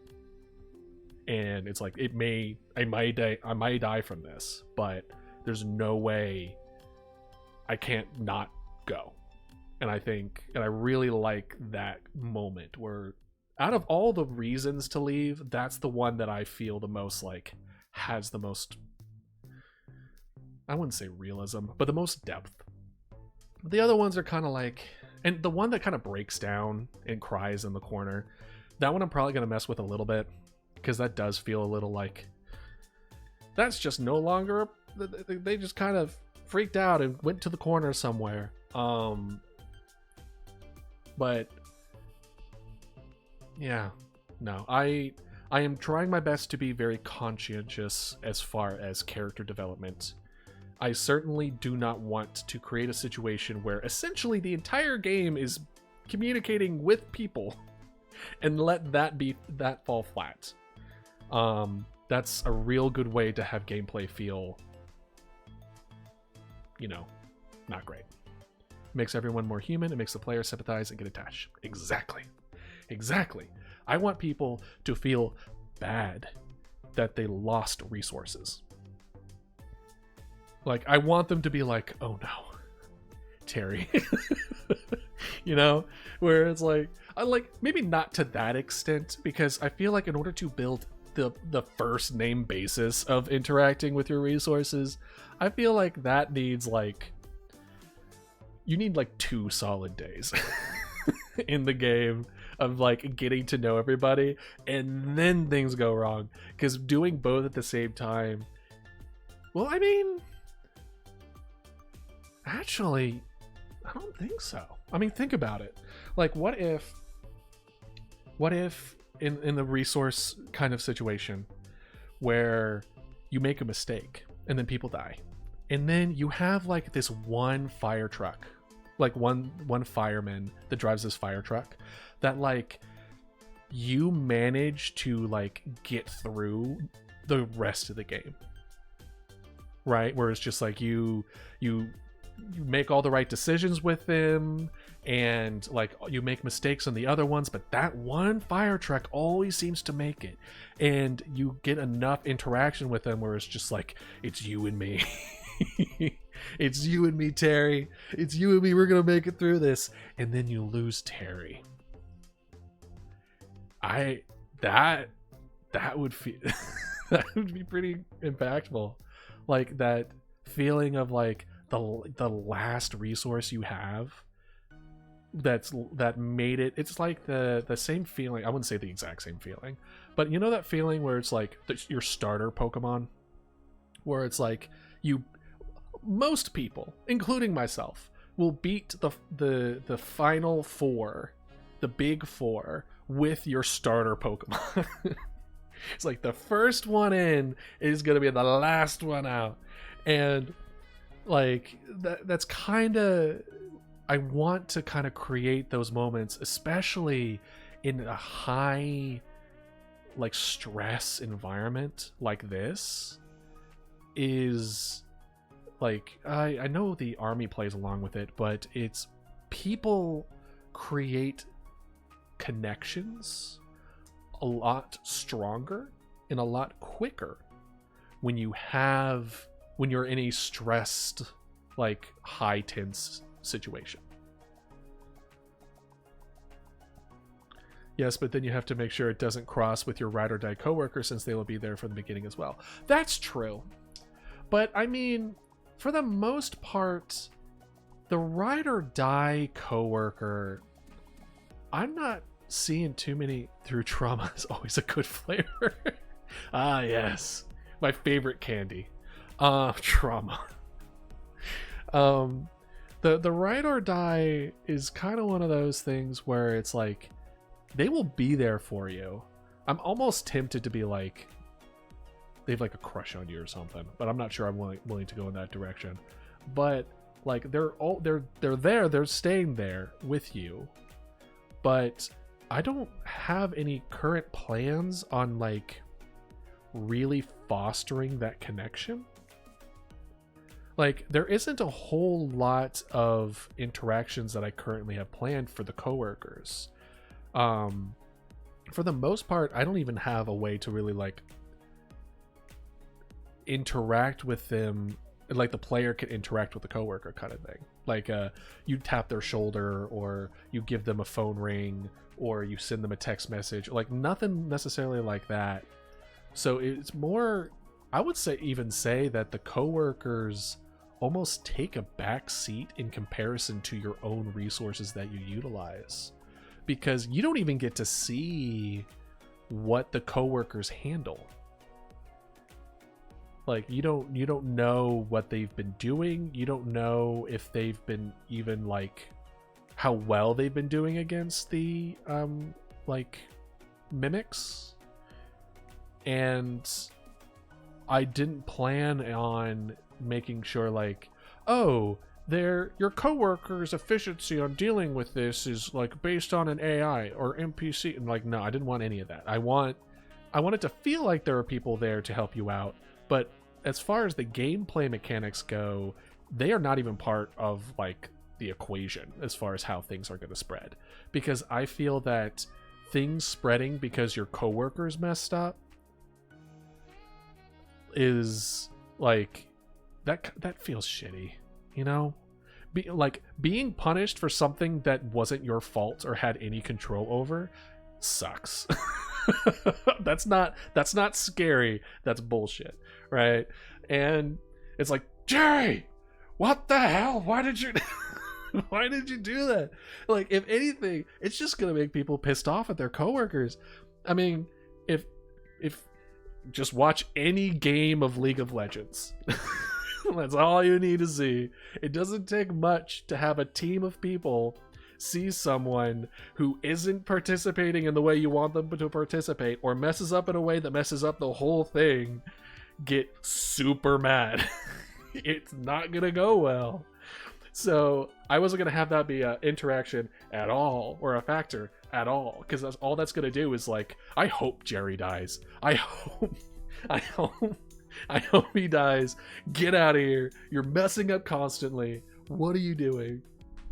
Granted, that would give a reason why the person who was like crying in the corner to cry in the corner, because it's just like, get off the phones. Just get off the. You're not helping. Go, leave. It would, but that feels mean. Maybe, listen, when we get to the point where we're writing the scripts, we will see how these things pan out. All right. Okay. Let's see. So the rest of these, like liquor store, is it a good idea that the liquor store and the drugstore are the same store? Does that sound like a bad idea? Because to me, that sounds like a bad idea. Random thought about the person in the corner. They could be the last resources that you can use, like they leave the call center and go join the EMTs or something. First of all, that is hilarious. That is hilarious. Just walk through this with me real quick. Imagine being so bad at being in a call center that you're just like, bro, just join the ambulance. Just go in the vehicle. I don't care if you don't have training. Just go in there and be somewhat useful, because you are doing a horrible job here. You're done. Get out. That sounds so bad. Don't get me wrong. The backup, where the idea of exchanging resources is interesting. It's kind of like a resource conversion, right? So you have an increased workload. Let's assume 20%, right? Well, technically it's like 25% because it's 4 coworkers, but whatever. 20%. So you take a 20% increase in calls, but First of all, it definitely wouldn't be EMTs. You would, more than anything else, you'd need cops. So you'd be handing this person a gun. You'd be like, hey, stop crying. Here's a gun. Now get out there and shoot some mimics. That would go so bad. That would go so poorly. Oh my gosh. But man, that would be funny. Oh man. That would give some levity. I was thinking more if they do it more of their own will, like an indication that the calls are slowing, and so they feel they can go help, even if it doesn't seem like it on your end, since you're still taking on all the ones that come in. I mean, they could be ex-cop, but if so, we could. Okay, so instead of crying in the corner, because I was already kind of feeling meh about the crying in the corner guy anyway. So instead of crying in the corner, it's just they leave and then you have an extra cop. Because if you think about it, let's say you quote unquote retire, but you don't want to fully retire, right? It's like you're no longer, you have a police officer who can't be on the field for whatever reason. Let's say they got injured or something, right? Or they have a temper. I don't know. Yeah, exactly. They took an arrow to the knee and they take that and now they're at the call center.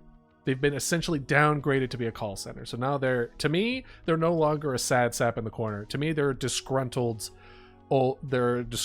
man, just really didn't like the fact that he got downgraded to now this desk, being chained to a desk, and like thinks that he deserves to get out there and save some people, right?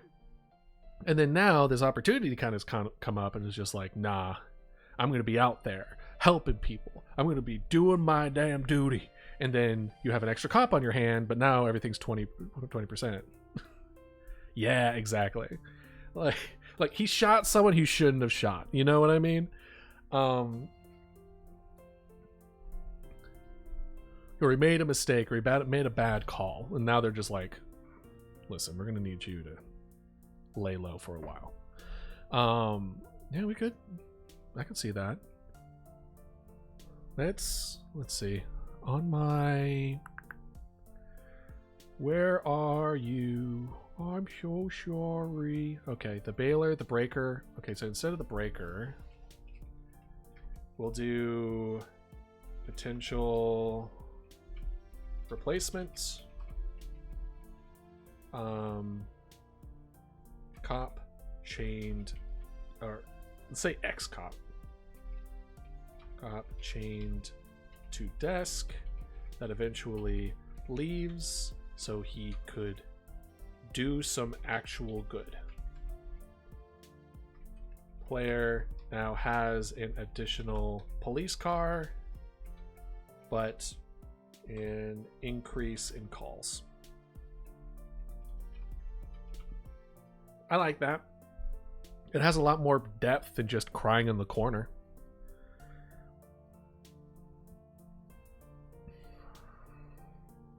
How do we feel about the bailer? The guy who just gets out of Dodge. One, I feel like that's one-dimensional. But two, I 100% believe that would happen. I think 100%. If there was a mimic, untold amount of mimics, and you're in a job, not even like paid well. This is a place that they don't upgrade their computers. Do you really think they're going to pay you well? Like, you're there for, they give you good benefits, but the pay is shit. And you're like, cool, everyone's dying and it's coming our way. I am out of here. I am gone. What do you mean? My car is right here. Consider me gone. So, like, at the same time, I'm like, yeah, it kind of doesn't really play a whole lot into it, but at the same time, I'm like, there has to be one, right? There has to be at least one person in the game that is like, we should leave. Because otherwise, that's all people are going to think about when they play the game is like, did no one want to leave this situation? Did no one want to go away? Like, plus, I think it would be a good like thought or moral question where it's like, did he do the right thing? Should they all have bailed at the price of everyone else leaving? Did he, by saving his life, he essentially, potentially, or inevitably sacrificed others? What did he do was wrong? And I think that does kind of open up that a bit. And I do like that kind of thought process where it was a very simple action, a very simple character, but I think it does add a good amount. And then the person who leaves to take care of their kid, I also want to keep in there. Now, if they try to reason with the others about leaving the town to the mimics, could be an interesting audio to have playing while they try to make calls. Good point. Yeah. Tries to convince everyone to leave, or people, coworkers, tried to convince them to stay, right? Because it could go both ways. It could be the person who bailed, because like depending on the direction we go with it really says a lot about their personality. The one where they tried to convince everyone to leave is the like good-natured but very much afraid and is about to make a survival call. The coworkers trying to convince them to stay is a like borderline like fuck this job. I'm just here for a paycheck.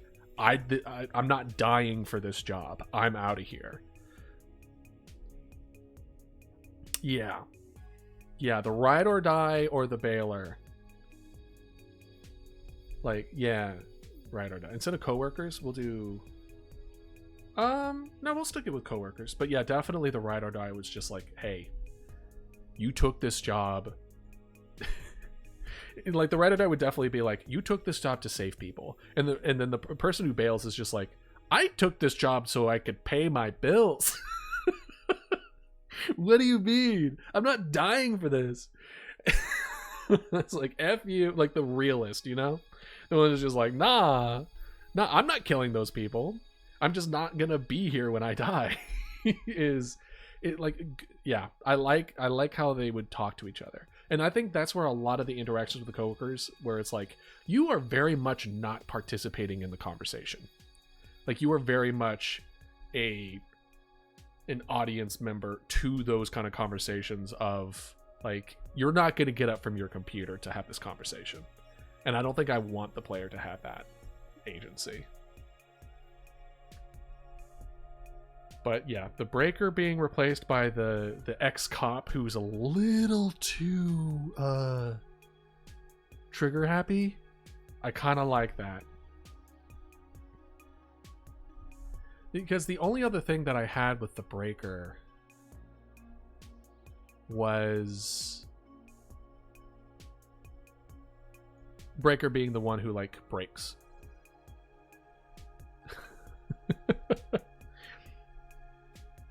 Exactly. You are so focused on trying to keep things alive. Exactly. Is the fact that after they kind of are just crying in the corner, I kind of had the idea of their cries in the corner were a part of the ambiance now. And I kind of liked that idea. But also, the ride or die... Maybe we could mess with the ride or die a bit. It's kind of the reason why I kind of like hinted that the person might have a crush on the main character.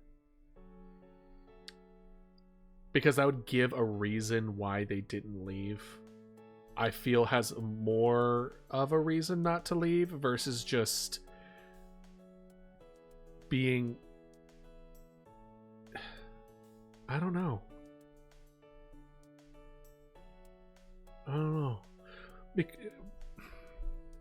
The defense that they believe that they like are such a good person that they stay to help, as even if one person needs help, they are going to stay there and help them until the very end, feels less believable to me.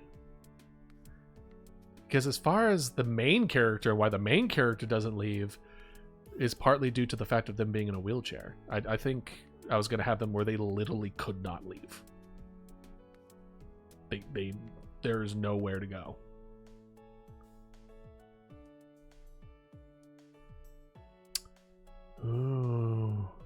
Ooh.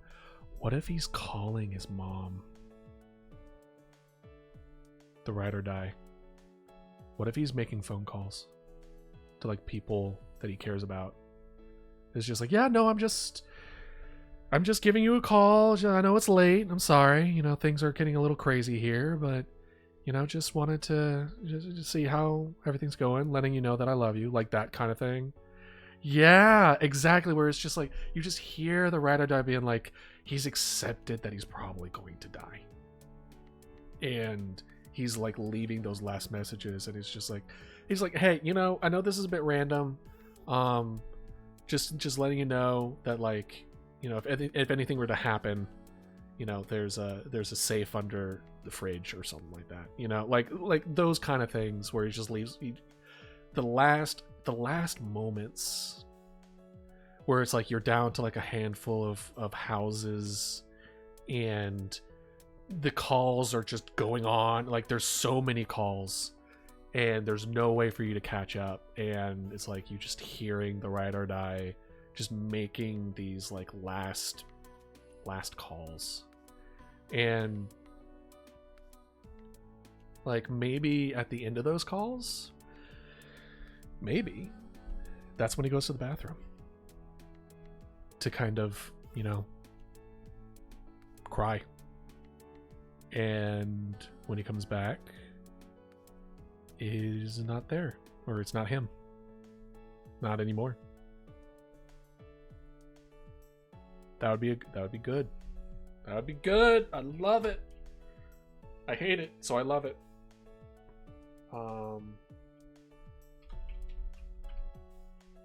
Yeah, you know, the stages of grief. In the last bit, have him calling people he cares about on the phone, excuse himself to freshen up / cry. However, is replaced by Mimic in the process.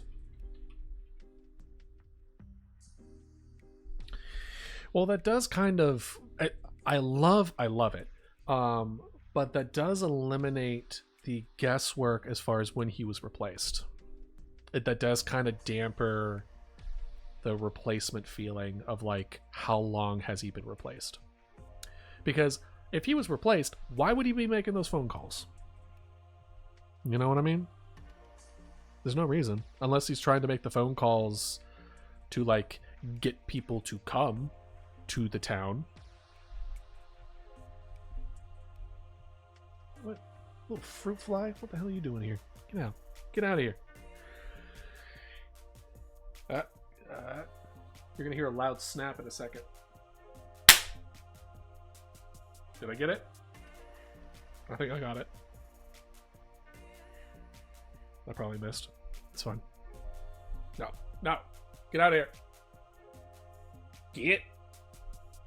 I will ziplock my bananas again. Do not tempt me. I don't know if you've ever done that, but whenever I have like fruit flies flying around, I get a big Ziploc bag and zip up my bananas so they can't get in it or get on it. And they usually go away after that point. This is good. This is fun and good. Not as far on the map as I would have liked, but we touched on a lot of stuff and made a lot of progress. I'm loving it. I'm so glad that I had the energy to do this today. So as far as the map, this is the first version for now. First of all, way too small for what we want to shove in here. We'll probably definitely have to shrink it. Now, which is scarier, not knowing when the ride or die gets replaced or knowing when he gets replaced? I say not knowing. Whenever it comes to knowing or not knowing, my bet is always not knowing is scarier.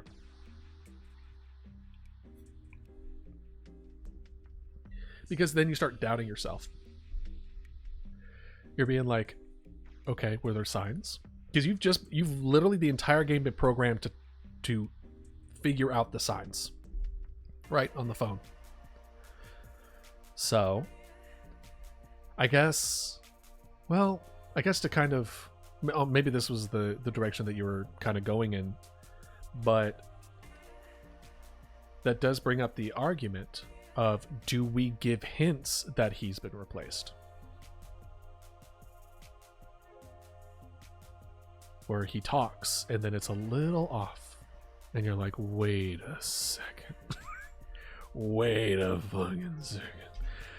The only issue in that case is that you wouldn't be able to do anything about it. And it would make all the interactions after that fact feel different. But I wonder if that's a good thing. So now it's not even from the perspective of, is it scarier? Is it more interesting? Because that does create its own story, now doesn't it? Because we'll paint this into different scenarios, right? Let's say that the replacement is not a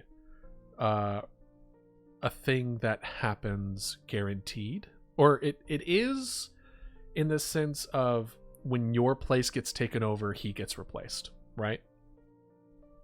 But your place being taken over is not guaranteed to be the last one.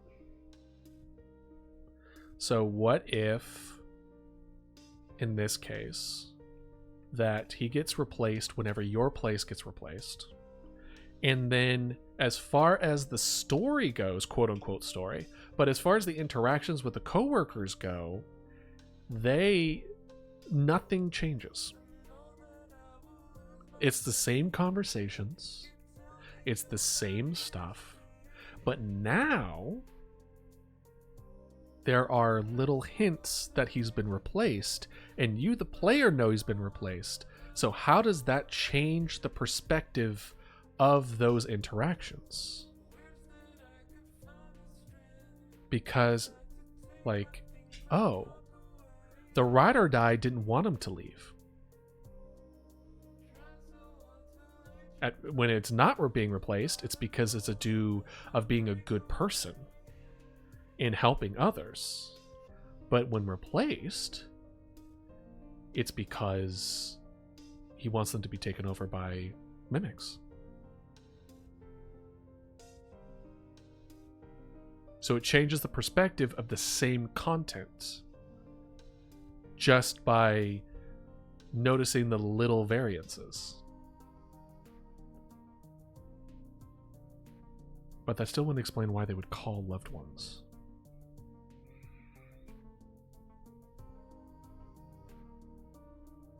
Or maybe the calls would be different.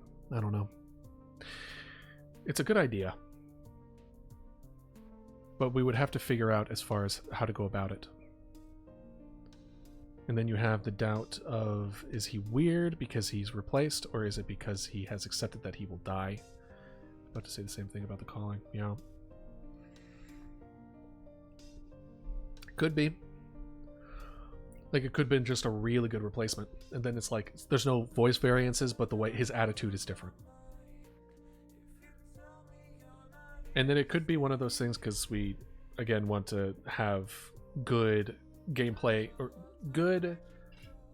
a game that's good to play after watching other people play as well, is that, oh, this is why does it have to be so complicated, right? is that like, oh, why is he acting weird in my game? Why is his personality different in mine compared to what I've seen before?